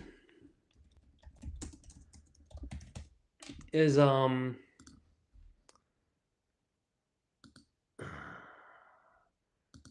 and 3/4 at 6'8". 20 and 1/4. So I mean it's half an inch. skinnier. So it's not really not that much, but like how the he brings it in a lot looking at them side by side. And then Rob's board maintains the width closer to the nose, where Kelly's comes in more. And the concave on it is even kind of gnarly, I think. I'm going to read a couple of the people reviewing here just to see what they say as well. This guy has a 5.0 or a 7.0. He's 64, 5'10", 175. This guy has a 7.0. Okay, so this guy has a good thing about it. He says he got the 7.0 boss up. It's fastest as a quad. In loose, it feels like a 6.0. He's been riding the 7-foot Seaside and Beyond. He loves that board, but the boss up is more high performance and easier to surf, which it's kind of counterintuitive. Most of these people in the reviews here have the 7.0. That to me seems like it's the most popular size. So I would say for you, I would get the 7.0 or the 610. I wouldn't get the 6.8. It'd probably be too much crossover with the shortboard. And if you do want this to kind of be like your mid-length, the 610 or the 7.0 is going to work more like a mid-length. Let's see. Oh, wait, so you have an S-Boss. Okay, hold on a sec. Let me read these. So Tony says he has a 6.2 S-Boss, and you have the 5-pin endorphins, but you haven't ridden it yet. So thinking this would be a good pairing once I transition to riding the S-Boss. Oh, yeah, perfect. You're stoked then. Yeah, I said that earlier, right? Yeah, get the endorphin fins. You have those. You have the fins. And you have a 6.2 S-Boss, which is pretty much a 6.8. That's only that much difference.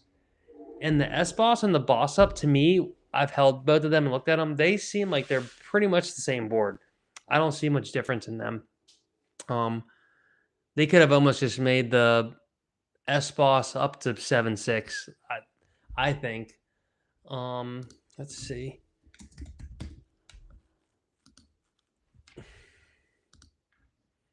Yeah, they're the same board. I mean, it's kind of like the Seaside and the Seaside and Beyond. They're pretty much the same board. I don't really know. Maybe they just actually categorize them differently just for marketing reasons. But yeah.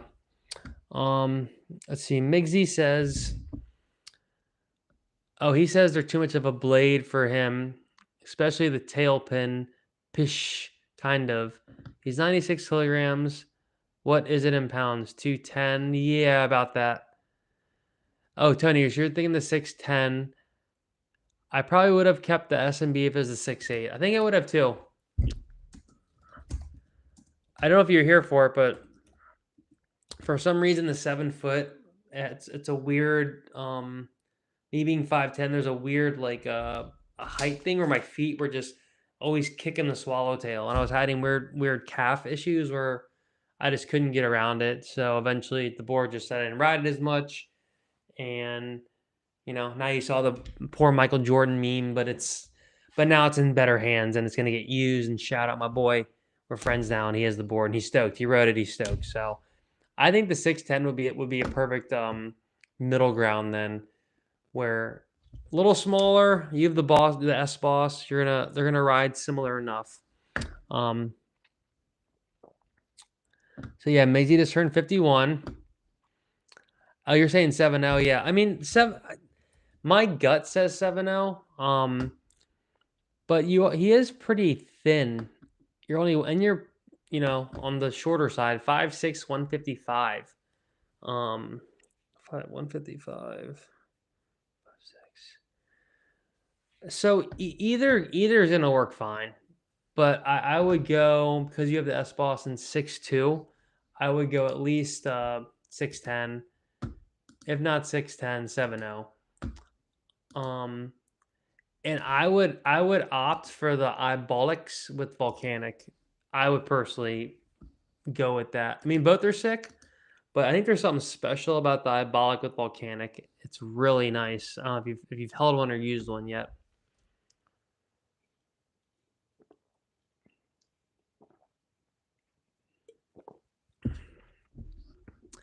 Happy late birthday, Migsy.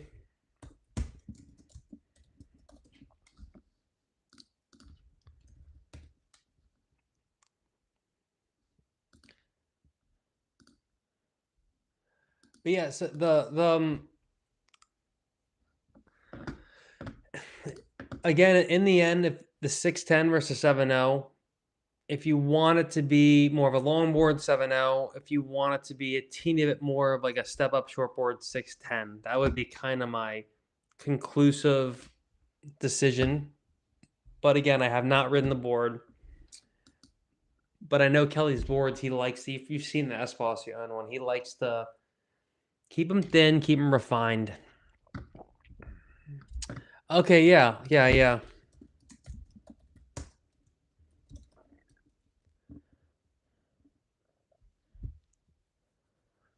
Yeah, so Tony, if you thought the 7.0 was like too much board, then I think I think the 610 is your better bet. Let me just double check. The 6.8, 40 liters, 610's 43 liters, S-Boss 6.2's 36 liters. Okay. Now you're making me think the 6.8 wouldn't be a horrible version. But I think that's a less of a difference than the 7.0 and the 610. The 6.8 and the 610 are going to be more similar than the 610 and the 7.0. Oh, nice. So Tony says he's definitely getting the volcanic. And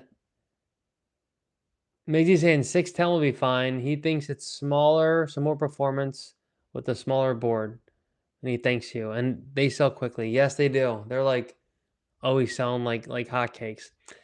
And Migsy said earlier, he said he's looking at a 6.2 Machado Cotto used secondhand.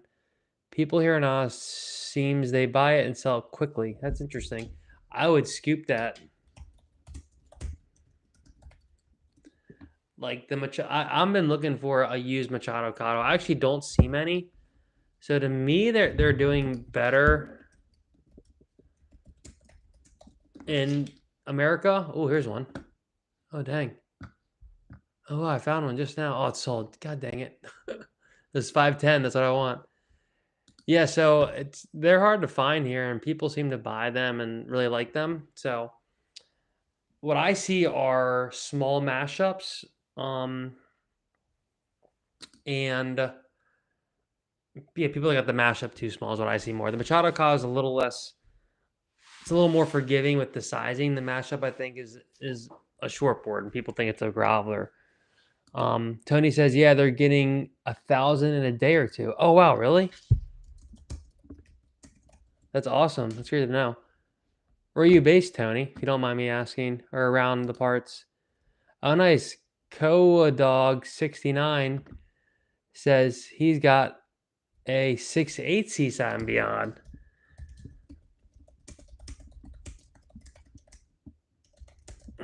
That's awesome, dude. That, like I said, that's the size I should have bought initially. I was in a phase where, oh, awesome, great, love me some newsy.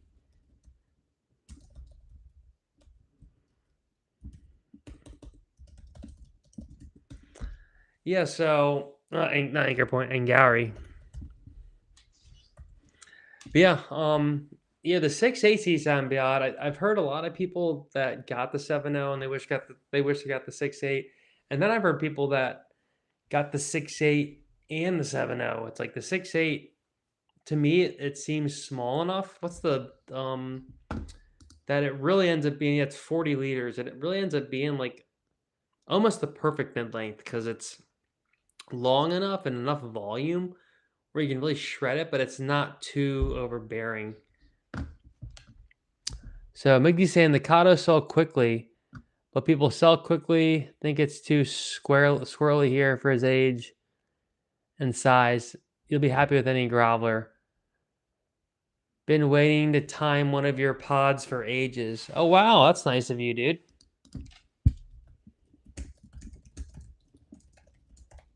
Well, I'm happy to help, and I'm glad it worked out. And I know for the Australians, it can be a little tricky. Because I'm checking out what time it is for y'all. For you mates, it is. What time is it with y'all? Internet's not telling me. It is up. I got a virus. Oh God. What time is it in y'all's area?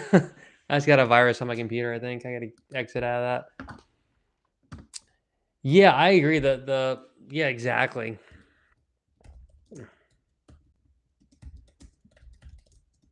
Yeah, that's why I was. The thumbnail is. I did cry. I mean, because it was hard to get rid of it. Because like, as a step up board, it's hilarious how well it works. Um, and that is where like the board to me it was better for bigger waves and smaller waves for sure. Um, especially in waves that are not like the probably waves more like in Maui than in on Oahu because like where I'm at, there's a lot of big slopey, easy takeoff, slopey big, and the seaside and beyond. Once you're up and riding, it's the best. It was the best, and that's where you really appreciate the longer board, the bigger board on a bigger wave that can really turn. So that was the bee's knees. Okay, cool. So Maisie, did you surf already, or so you surfed already, or are you gonna go surf in 2 hours?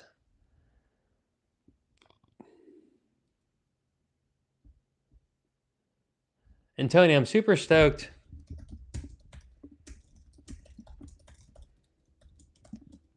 I'm really stoked you're able to catch the podcast, and you said that. That's really nice of you to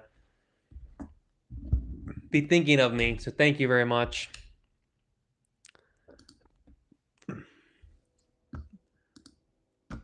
But for me, it's like I wouldn't. I would love to have I would love to somehow rewind time and have the 6.8 CSAM beyond because that board to me, Koa Dog 69, like that board is awesome. And I know most people when I was getting the board originally got that version. I don't think it was in store when I bought it. It was kind of super sold out. I didn't feel like waiting. I let my impatience get the best of me. And I was at a time where I was kind of trying to make it like a longboard as opposed to a big fish, but more longboardy than less fish.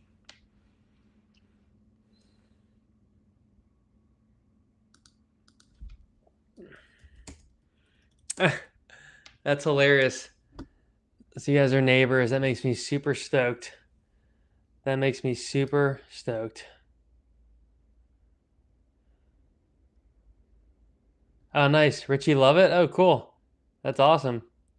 That's really great. Friends forever. Yeah, so no, it's awesome, Tony. Thank you so much, man. Please ask any more if you'd like, because and I don't know if I'm being called a guru. I'm like really gonna sleep well tonight because that is such an amazing compliment. My ego is screaming from the rooftops that thank you. Like I'm so happy to get this validation. And again, I gotta shout out Firewire because they have been helping me get more boards of the demo, and I have a few connections there now, and it's been really cool. And again, I gotta shout out my boy Chris Grove from Shred Show, who has one of the best YouTube surfboard channels I used to always watch. And when he gave me some kudos and said he liked what I was doing, it was really cool. Like to have someone who you were like, oh well, you were making the best surf stuff on YouTube, and now to have him be like, hey, your stuff's the best on YouTube. It was like really cool moment. Makes it all worth it. Makes all the hard work staring at this screen yapping worth it. So thank you. Oh no, Migsy said he's not surfing because he blew out his left knee. Oh, dude. It's a super bummer. I'm sorry to hear that. Sorry to hear that, bro.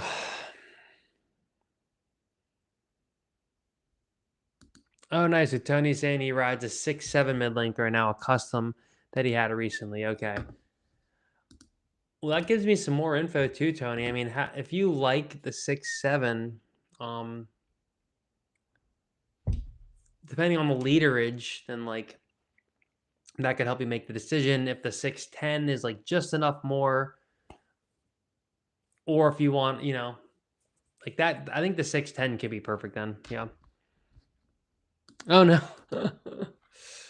Gosh, no. I bet the KS.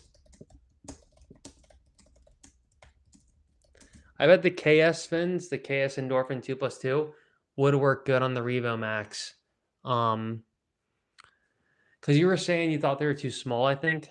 And then when I actually dang, it's a bummer, Tony. Sorry.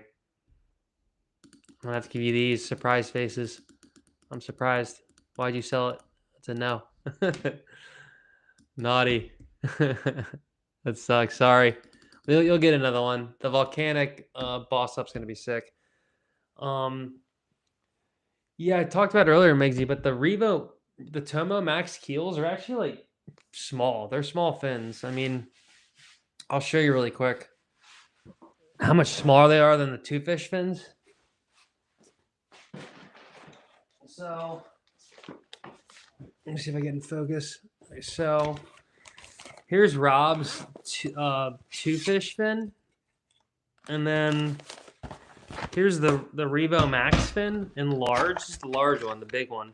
But you're gonna be like, oh my gosh, because what's when you put these together? So Tomo's fin, Rob's fin. Look how much bigger Rob's fin is. It's kind of hard to see, but it's like really obvious that Rob's fin that is that much bigger. And it seems like it's a little thicker, but it's pretty obvious to see that it's just a bigger fin.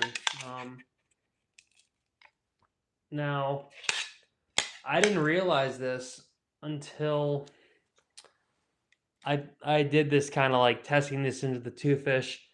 These don't work good at all in the two fish. It feels like you don't even have fins in the board. And then looking at the two fins side by side, I'm like, well, it's obvious the fin's way smaller. So it's just a matter of the fin being smaller. So I don't know how they work in the Revo Max being this small, but to me they did. But for someone like you, Migsy, it could be, just the better bet is like the KS one, or even try this one. But oh, we got more celebs in the chat. We got Craig. I gotta catch up here. So Migsy's saying it's on the back of his knee. Nope. So pain, it's not too bad. He's just running repairs. Yeah, you gotta do. I get it. What state are you broadcasting from? Kodog asks. I am in California. Kodog. California. Craig is asking Baker's cyst. The Revo Max is going under the knife soon. I put my extra box or two on that thing. Put an extra box. Really? That'd be kind of sick if you do that. Maisie, just before you do that though, try a big fin. If you have the KS twins, try that. And then if you don't have that, get one of the NVS Naked Viking Surf, the biggest twin fins they have. Because like I said, look at this, it's super small. It's bad, naughty, small. It does have a little bit more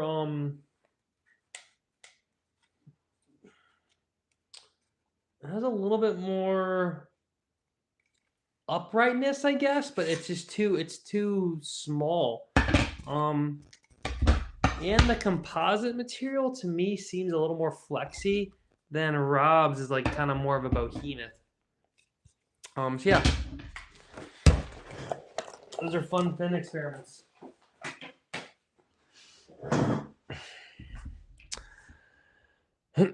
But yeah, Migsy, if you really put an extra fin in that would be pretty cool. I'd like to see that.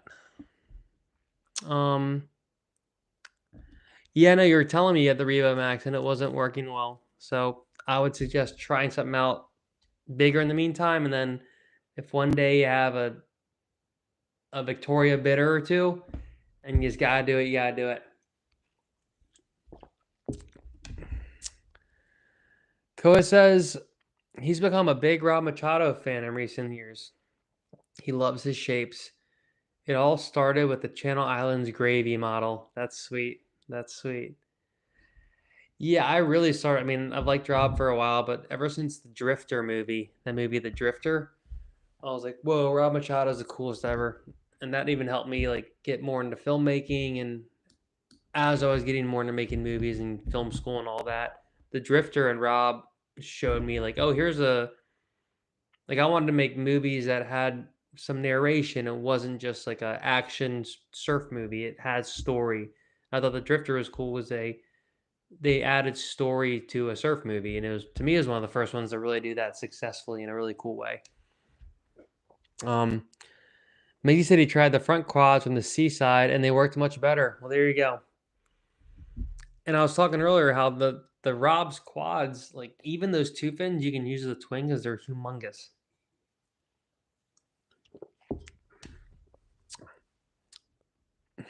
Koa saying same for him.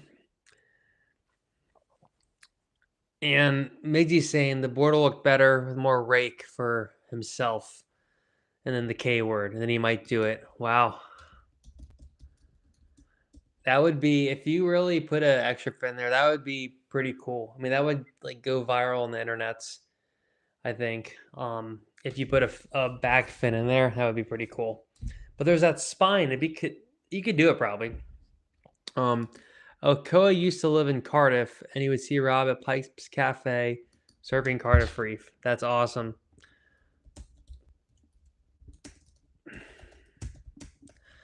Well, Koa, I can't dox myself, but maybe I live close to there, so there's a chance I've seen him too, and yeah, there's a chance I've surfed that cafe wave that the cafe is named out of.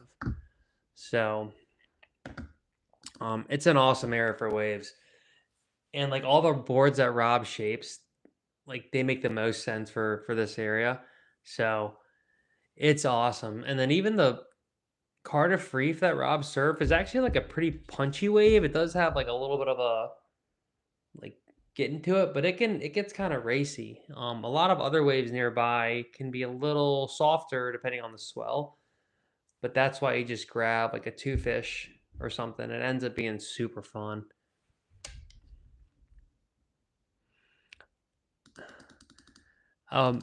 Makes you can't you can't be hating yourself on that. It's all gonna work out. It's all gonna work out. Fins are tricky, and I used to struggle a lot more with fins. I mean, I used to actually like the plasticky fins because I thought they were really flexy and you could throw the board around a lot. So I used to just always get the G5 or the M5, like crappy FCS fins, because I liked how they were super playful. I was like, so Koa became a Swami's Loke dog, which I get it. I get it. Oh, Migs, you sent me some. Yeah, I'll always take more, but I think you sent me some. Yeah, you sent me like a picture of the fins, and yeah, I got a good amount of pictures from you. Yeah, Koa, Swami's is sick. I will be honest though, I tend to stay away. It just these days it's like crowded AF, and then whenever there's like a bigger swell and that's like and it's doing its thing, it just turns into the zooiest of zoos, and I can't even because it's like, oh no, Migsy. Oh, I'm super sorry, brother. What was his or her name, and how old was she? Yeah, but yeah, you have to be accepted into the Swami's crew. It's an awesome wave though. I mean, I see what it is, but I used to live on the Gold Coast, and I used to, surf at Snappas, and my days of paddle battling people are over. I had a good run, but yeah, I'm much more like the forget who said it, but I'd rather surf like Dan Mann, I think, was talking about it. Like he likes to surf, the crappier wave down the street where there's less people. You just get more waves. That's kind of my style now. Yeah, Koa said he saw Zeke's last video there and it looked like a SHIT show. Yeah, some of those bigger days, RIPs, I know. I know, yeah. I mean, it's an epic wave, but I feel like I would catch more waves on Superbank than Swami's. Like just because like the nature of how Swami's is like kind of one takeoff, and like Superbank you can at least like just try to catch waves when people fall off, but Swami's is like just a little more. I don't know. It's hard to explain why it's gotten too crazy. Awesome. Make these dog with almond.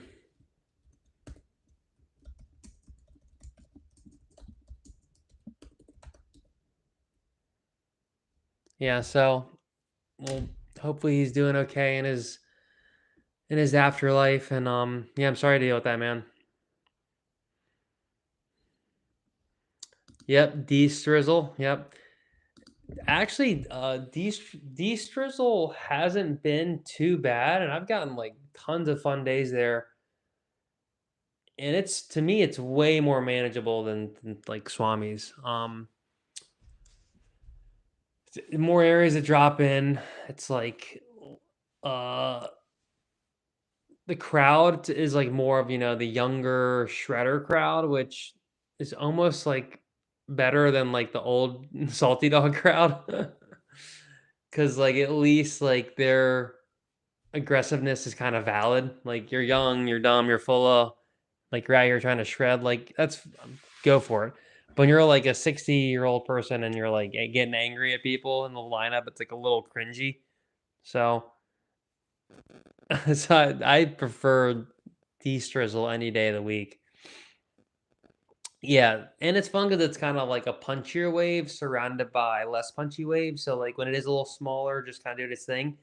That's where the mashup's really sick. Like when I'm surfing D Street, well, if I did, not saying I do, but if I did, the mashup shreds there because of this tail. And it like that was the wave. It's kind of like Cardiff Reef. That's the wave the mashup's made for. Like a nice punchy, quick wave. The mashup will surf there better than the two fish. For sure. I mean, the Machado Cotto actually would do well too, but the mashup would do better because the mashup can be more top to bottom. It can fit in crevices a little better. Yeah. Oh, we're about to hit 2 hours, guys. I was gonna end the stream at like 30 minutes, and now we're getting into overtime. My voice is starting to really get there. It's also 12:50 in the morning where I live, so I'm doing this for the fans. I'm doing this for y'all. And I got the best fans. I got the best fans on the internet. That's why. Craig says, "Are those the Dan Man fins you have in the mashup?" Ooh, no, I want those though. I hear those are the best. These are actually the NVS the AM comps essentially. Yeah, the AMCs. So they're kind of like the Almeric AM2s or AM3s. So these are the Almeric template pretty much. So it's the back fin's a teeny bit smaller than this fin, and these are the medium versions. So I probably could have went large, but I actually really like how this board rides in this setup because it's like really sick. It's really sick.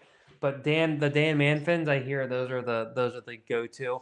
I just love the AM Almeric template, so I wanted to replicate that in the NBS material. Craig says, oh, okay, yeah, you've got the large Dan Mans. Love them. They are quite a large fin. Okay, interesting.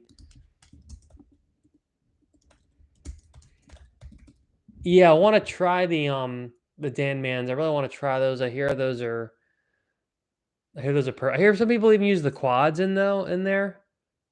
Do you use the Dan Man quad or the Dan Man tri, Craig? Kodog says he rides his retro Becker 610 thruster thick Low rocker Swamis, full crowd control. Sick. Sick. Seaside and Beyond dominates Swamis. Yeah, no, Tony and Migsy in the lineup. Just the salty dogs right there. I love it. I love it. That's awesome. That's awesome. Hey, thanks, dude. New sub. There we go. Sweet as. Up, I cussed. Oh, that's not a cuss word. Sweet as, yeah. That's not a cuss word. Thanks, fellas. Oh, you use the thruster. Okay, cool. Yeah, I heard they're kind of large. But I hear they're really good. So I would love to try them. Um,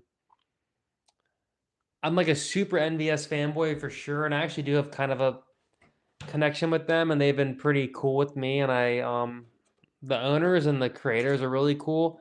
They live in this area, and yeah, they're really cool. And they've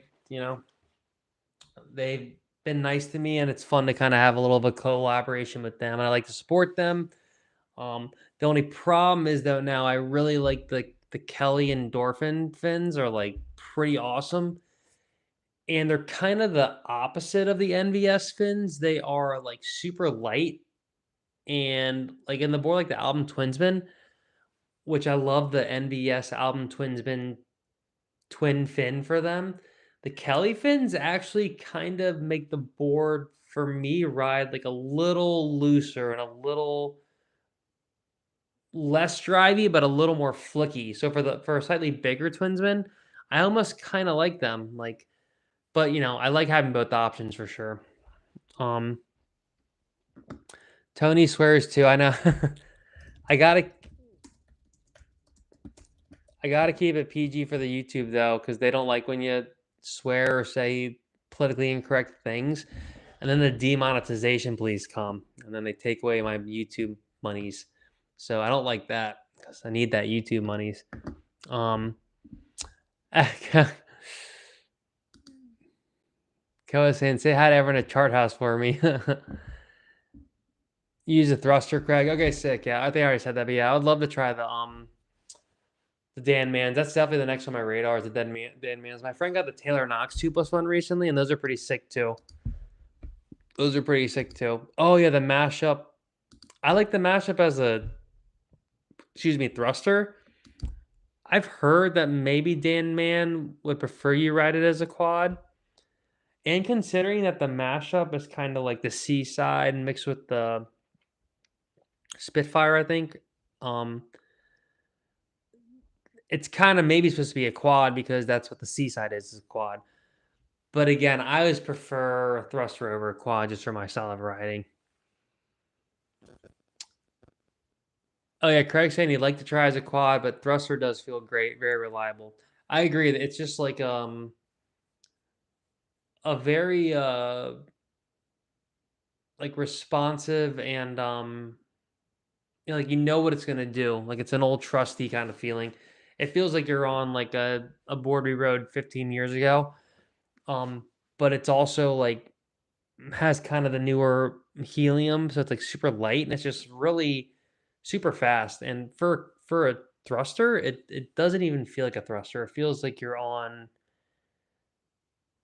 It's weird. It feels like a thruster, but it's like so fast and nimble. It's like it's almost defying what a thruster feels like. Usually a thruster is like a little more holdy, but the mashup, maybe it's just the fins too with the NVS. It makes it like really nimble, and I really like it. Really like it. Craig saying, "Yeah, agreed. I like that back fin there." Yeah, true. Yeah, I have ridden it as a twin, and it kind of just doesn't work. I mean, it's super skatey. It's not the. It doesn't really work. I mean, it can work, but to me, it doesn't. But yeah, I love having the back fin because what a back fin does is it gives you a little bit of a pivot point, and if you don't have a back fin, that's where the board has nothing to catch. So it ends up kind of being like you're sliding side to side as opposed to pivoting side to side off of some kind of thing right here. But what's great about the MVS fins too is just like they're so stiff. Now I know it's like, was that good? Well, to me, yeah, because especially if you go a slightly smaller one and or like the board's shaped correctly enough, and a lot of these firewires they get really thin here. That's where a stiff fin does work really well. So I do like that.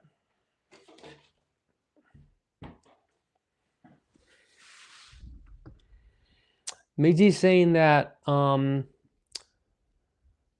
quad is too fast for him, probably. I don't know. I think he'd be fine. To me, like a quad, maybe it does seem a little faster, but like I don't notice too much of a difference in speed between a quad and a thruster. I notice more difference between a twin fin and a quad and a thruster. But yeah, no, I think you'd be fine, Migs. Craig's asking, have I tried it in a smaller size, like a 5.7? I have not, Craig. This is the smallest I've tried it in is 5.9, and this is a 5.9. I've tried it in a 5.10. I know we've talked about this a little before, but I don't really go too much less literage than like 33, 34. For me, that's kind of my sweet spot. And then the mashup, what's that? The mashup 5.7 is like probably 31 liters or 30. The mashup is 31.4 liters. So for normal people, it'd be perfect. But like I'm weird and I like more foam. Also, I don't like necessarily boards that are like too short. Like 5.7's probably my limit, but like the 5.7 fish, which is meters or something. But yeah, Craig, you have the 5.7, correct? Migsy surfed the mashup on a slow wave with flat sections as a quad, and he struggled. That board wants a little bit of a pocket, specifically with the super thing swallowtail. Do I agree? I'm gonna say yes, 100% agree. That I agree because the swallowtail. I wonder if I can put the board like this. Yeah, the tail is so thin right here. Well, so thin, right here and right here, and then it has this weird little step down thingy that like it kind of creates a little bit of a platform only here, and it steps down here and here. And what I've realized is that, I mean, look at it right there. You can really see it right there. It might look like it's dinged or something. I just really need to re-wax the board. But like this almost kind of works as a fin. It's almost like the opposite of the Revo Max, where it's this and this is gonna dig in the water also. So you don't. To me, it's like you don't really need the quad because you're already digging in here and here. What you need is a teeny fin right here to balance that out. And these two side fins are sitting right above where it starts meeting the rest of the board. So like the tri fin makes like the perfect amount of sense. And I've never ridden it and been like, oh, I want to change it to a quad. It's just I'd like to try it. You know what? I did ride it as a quad once. I rode it as a quad when I surfed against Rob Machado in a surf contest this summer or fall, because you had to ride. It was like a novelty contest, and you had to ride a quad in the heat. So I had a seaside, and I last minute put the seaside fins in here because the waves were kind of punchy, and it was at Cardiff Reef. It was punchy, small, like shore break. And I was like, well, I'm gonna be able to catch a better wave on this than the seaside if it's like quick, punchy, low tide shore break. And I put the quad in this, and it did feel fine, but I could tell how it was a little more hold, and it didn't want to do the thing that the mashup wants to do, which is like do null south in the pocket turns. That's what the mashup wants to do. It wants to like surf like Mick Fanning, super critical in the pocket. That's like the perfect type of surfing for the mashup. And to me, that's always better suited to a thruster setup, even more so than a 2+1. A 2+1 can get a teeny bit holdy for that kind of surfing. So for me, I've ridden this as a 2+1. I prefer it as a thruster over an actual 2+1 where the back fin's super small. The AM2 type NVS fins, the back fin is a little smaller, but not by much, but just enough to make it like the famous AM2 or AM3 fins by Almeric. You're welcome. Yes, I agree. Yeah, it loves the pocket. It's like it really is like for if it has like it makes it the perfect surf park board, the mashup. Because a surf park wave is pretty much up in the pocket surfing. Because you can't go too far out of the pocket at a wave pool, because then you lose the waves. You have to stay right in the pocket, and you need enough hold and release, but not too much release, because then once you slide out a little bit, the wave passes you behind. So like a wave like the Kelly Slater wave pool, this board is like perfect because it keeps the speed. You can stay in the pocket, and that's what the board wants. It wants to be in the pocket. It's good at roundhouses and stuff, but it excels the most at like down the line, pocket, down the line, pocket.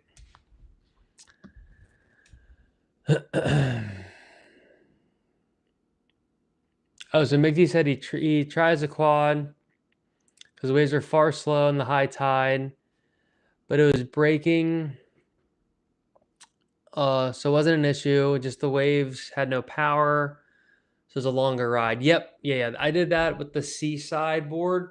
It was like super small. It was a Seaside and volcanic.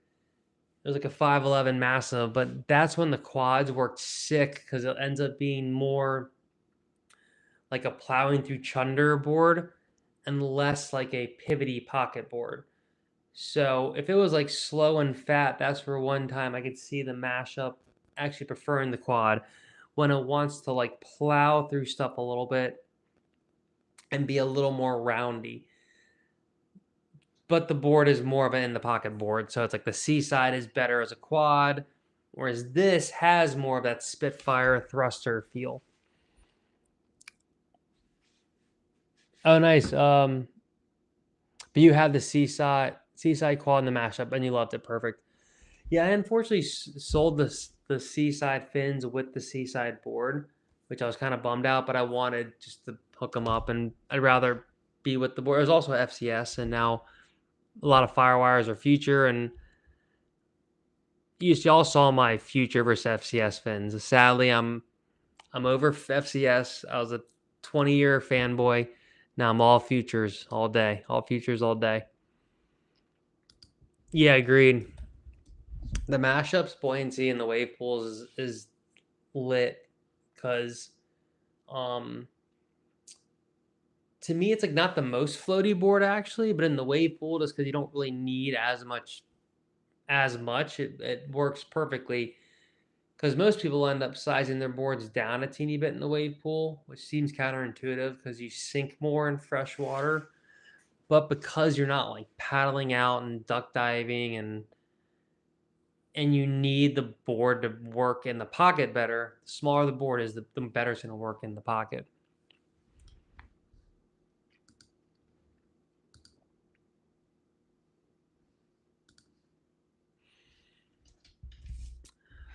But yeah, guys, I feel like I'm getting a little long in the tooth here.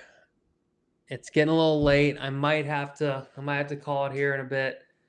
But if anyone else has any fun tips or fun things to talk about, and I can even leave the chat open for a little bit here if you guys want to keep talking amongst yourselves. But it is getting quite late, and we've kind of dived past.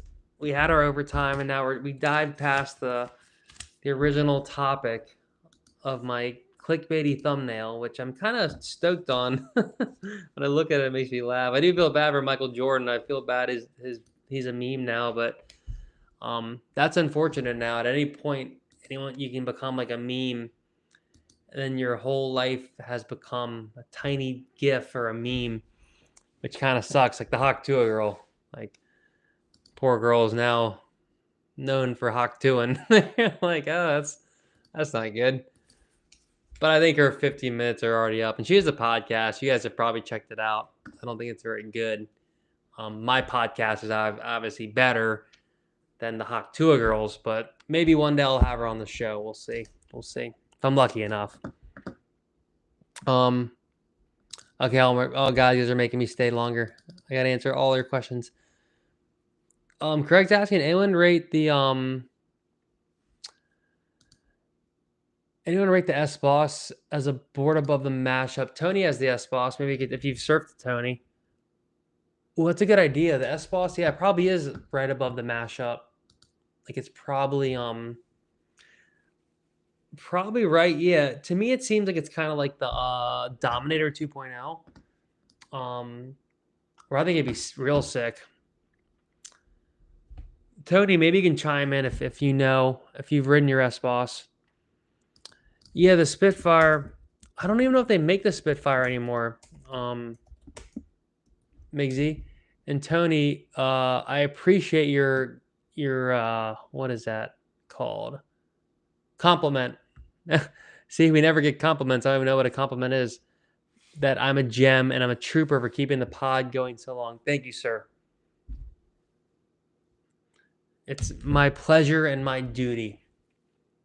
And as a person who loves to digest super long podcasts, I know there's an audience for them. Y'all are the audience, and it is important, and I'm stoked. And it's only felt like 5 minutes.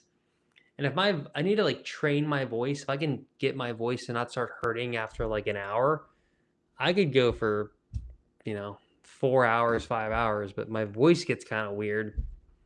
I can already feel it and hear it. Wow, thank you, fellas. Wow.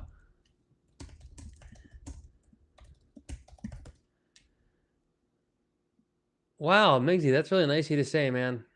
He says, I'm a natural teacher. Both my parents were teachers, so I must be in my blood a little bit. And my knowledge and work put into this will be rewarded with a heart, 100, a guy, and a prayer thing.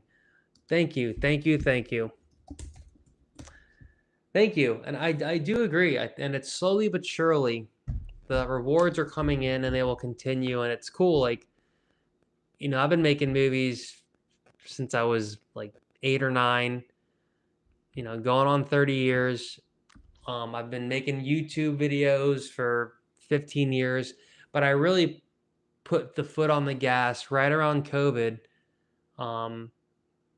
And I've always been more so behind the camera. During the plague, I actually turned the camera on me and said, all right, dude, it's time. It's your time to shine. No more of these actors getting your shine. Your time to shine. And now that I've actually become a lot more comfortable in front of the camera and I kind of see this for what it is, see that now it's like super important to have an authentic face and have a voice in this AI world. I enjoy like being a character in my movie, as opposed to finding an actor or actress or something to be the main point. Me being the focus actually is kind of nice because it creates a level of authenticity and it makes it more interesting, and it adds a hero to the journey that y'all can put yourselves in or resonate with better than just B-roll or just not having a face to the name. So it's not that I'm grateful for COVID, but I would have probably never like put my face on the camera more unless COVID happened. I was always the one behind the camera, and other people were in front of the camera. So I'm grateful for it because now I get to be the star of the show, and it's fun. It's fun being like kind of famous. So, and what's super crazy is I'm actually starting to get recognized out in public. So I've already gotten recognized like 3 or 4 times. Literally, people saying, "Hey, Travis," and me being like, "Oh yeah, that's me." Like, "Oh yeah, I saw your YouTube video." Like, shout out Chris. I think your name's Chris. He saw my video about not wearing traction pads. Then another guy named Travis saw my video about the Revo Max. He's like, "Hey, Travis." He's like, "Yeah, I'm Travis too. I saw your video about the Revo Max and I bought it." I was like, "Oh wow, that's crazy." And then even talking with the Firewire guys, and even looking on like my Amazon analytics and seeing that people are are buying things from my links and stuff. It's pretty cool to have like an impact. Like, oh wow, look, I made Amazon $2,000 this week. Like, it's pretty cool. Like to actually have an impact. And not that I'm trying to like add to the consumerism show, but it is cool that people trust me, see something, and then will like buy a product based on how I view it, which is nice because that's what I do. Like, I'm just mimicking the art that I watch. And now we're in this cool blend of like, this isn't like a TV show or a movie. This is like a podcast, but there can be some comedy and some horror from my face and suspense from like what I sell to Seaside and Beyond. So it's this mixture of like real life mixed with um like the fake life, like TV and TV shows and Hollywood. All that stuff's dying. Now people want to like kind of consume this kind of content. So it's interesting how it's changing a lot. And I'm happy to like, put my hat in the ring, and this is a lot easier than making a movie. It costs less, it's more fun. So yeah, I think we're in a cool spot in this entertainment world. I'm happy to be on board. It's got to take voice lessons to get my voice to stay. Tony said he had a 510 mashup, but he found the helium too light, hard to control. Thinking the S-Boss will be easier to control. Yeah, I'll agree. Yep. S-Boss, you get the Ibolics Volcanic, which is the goated best material, like I said earlier. And yeah, I think it'll be less ping-pongy, which I do like, but I can see what you mean. If you just want like a stable, stiff ride, the S-Boss and Volcanic will be better. Craig McD says, come to Australia if you want to hear weird voices, mate. I got nothing to worry about. True. The Aussie slang, I mean, it is it's the best though. I mean, y'all, Australian culture is the best. I mean, it's like hands down, like y'all are just legit. It's awesome. Like Americans love Australians, just so you guys know. You guys probably know that, but we Americans, I wouldn't say we envy you. We like just think you're amazing. Like we're very entertained and we think you're hilarious, cool, confident, like the best. Like y'all are the coolest people. You Australians are the coolest. So yeah. Nice. Thank you, Craig. He's saying these are great. A good place for us surf and board nerds to congregate. For sure. Yeah, I agree. It is cool. Like a nice nice place to meet, to mingle. Wow, thanks, Migsy. Appreciate it. Yeah, and like I know sometimes too, like my stuff can be a little over the place. Like sometimes I'm making videos about cameras and snowboarding, and like as I fine tune it and it is surf focused, I do like to step outside the box a little bit, and I hope no one minds that too much, because my YouTube has always kind of been very camera focused and filmmaking focused and surf and snowboarding focused, but I do see the niche for surfing as like my best way to contribute, but I do like to like change it up just for my own creative sake. And I don't think YouTube is really penalizing me too much, nor are y'all or any people. YouTube though is very like niche today though, and it is best to like super niche down and like literally have a channel about like making trains, or like this channel is about reviewing albums or something. Like the more niche your YouTube channel is, actually the better it'll probably perform. So ideally, like I would have like 4 channels and each would be very niched out. But for me, it's like it gets too complicated. So I like having more freedom with my stuff. And it's cool how I don't seem to be getting too penalized in terms of YouTube not promoting my stuff. Cause I'm like one thing's about a SD card, one's about a surf wave, one's about a video camera.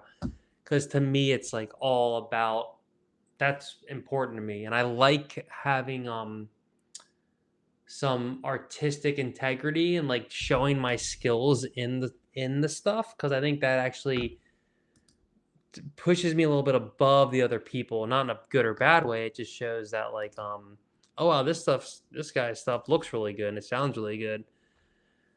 I mean, I'm like filming with the, $2,000+ camera right now, but I think it's worth it because I get this sick image, and I'm filming with this awesome microphone. So it's like behind the scenes, it doesn't look too crazy, but just having some knowledge of like how to set the camera up, using a really good camera, has the microphone up, having some lights, having some depth of field, which is like background blur versus no background blur. It just ups the ante, and I enjoy it and appreciate it because I can look at other people's channels and I'm like, wow, I'm like, my surf focused channel is one of the better looking surf focused channels, right? This is cool.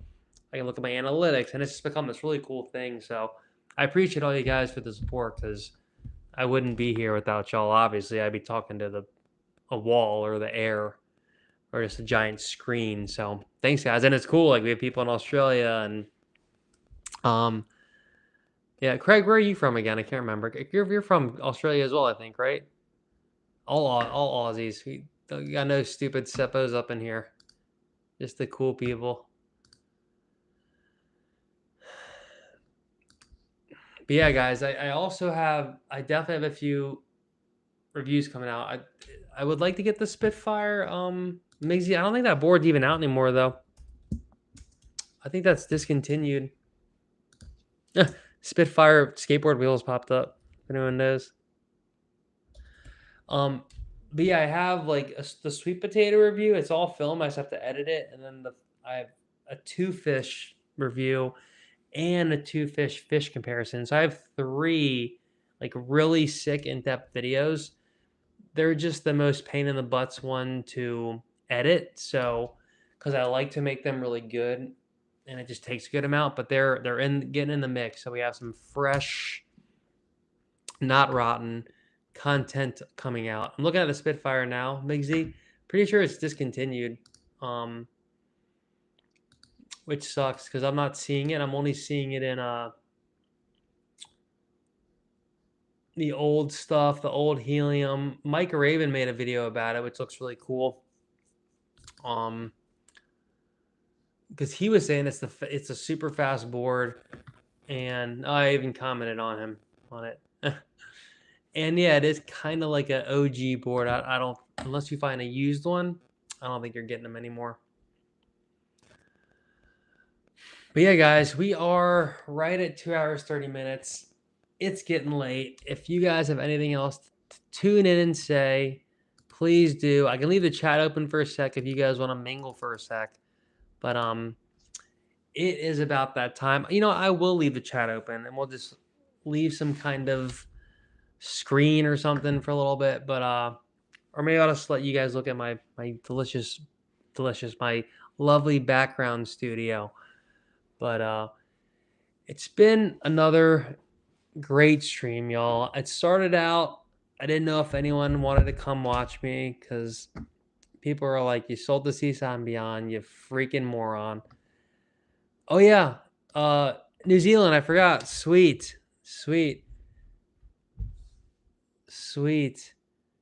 Dang it, I think it's tied. New Zealand's tied. I know you guys got some beef, like y'all Kiwis and Aussies, but from my perspective, it's like y'all are the 2 coolest countries in the world.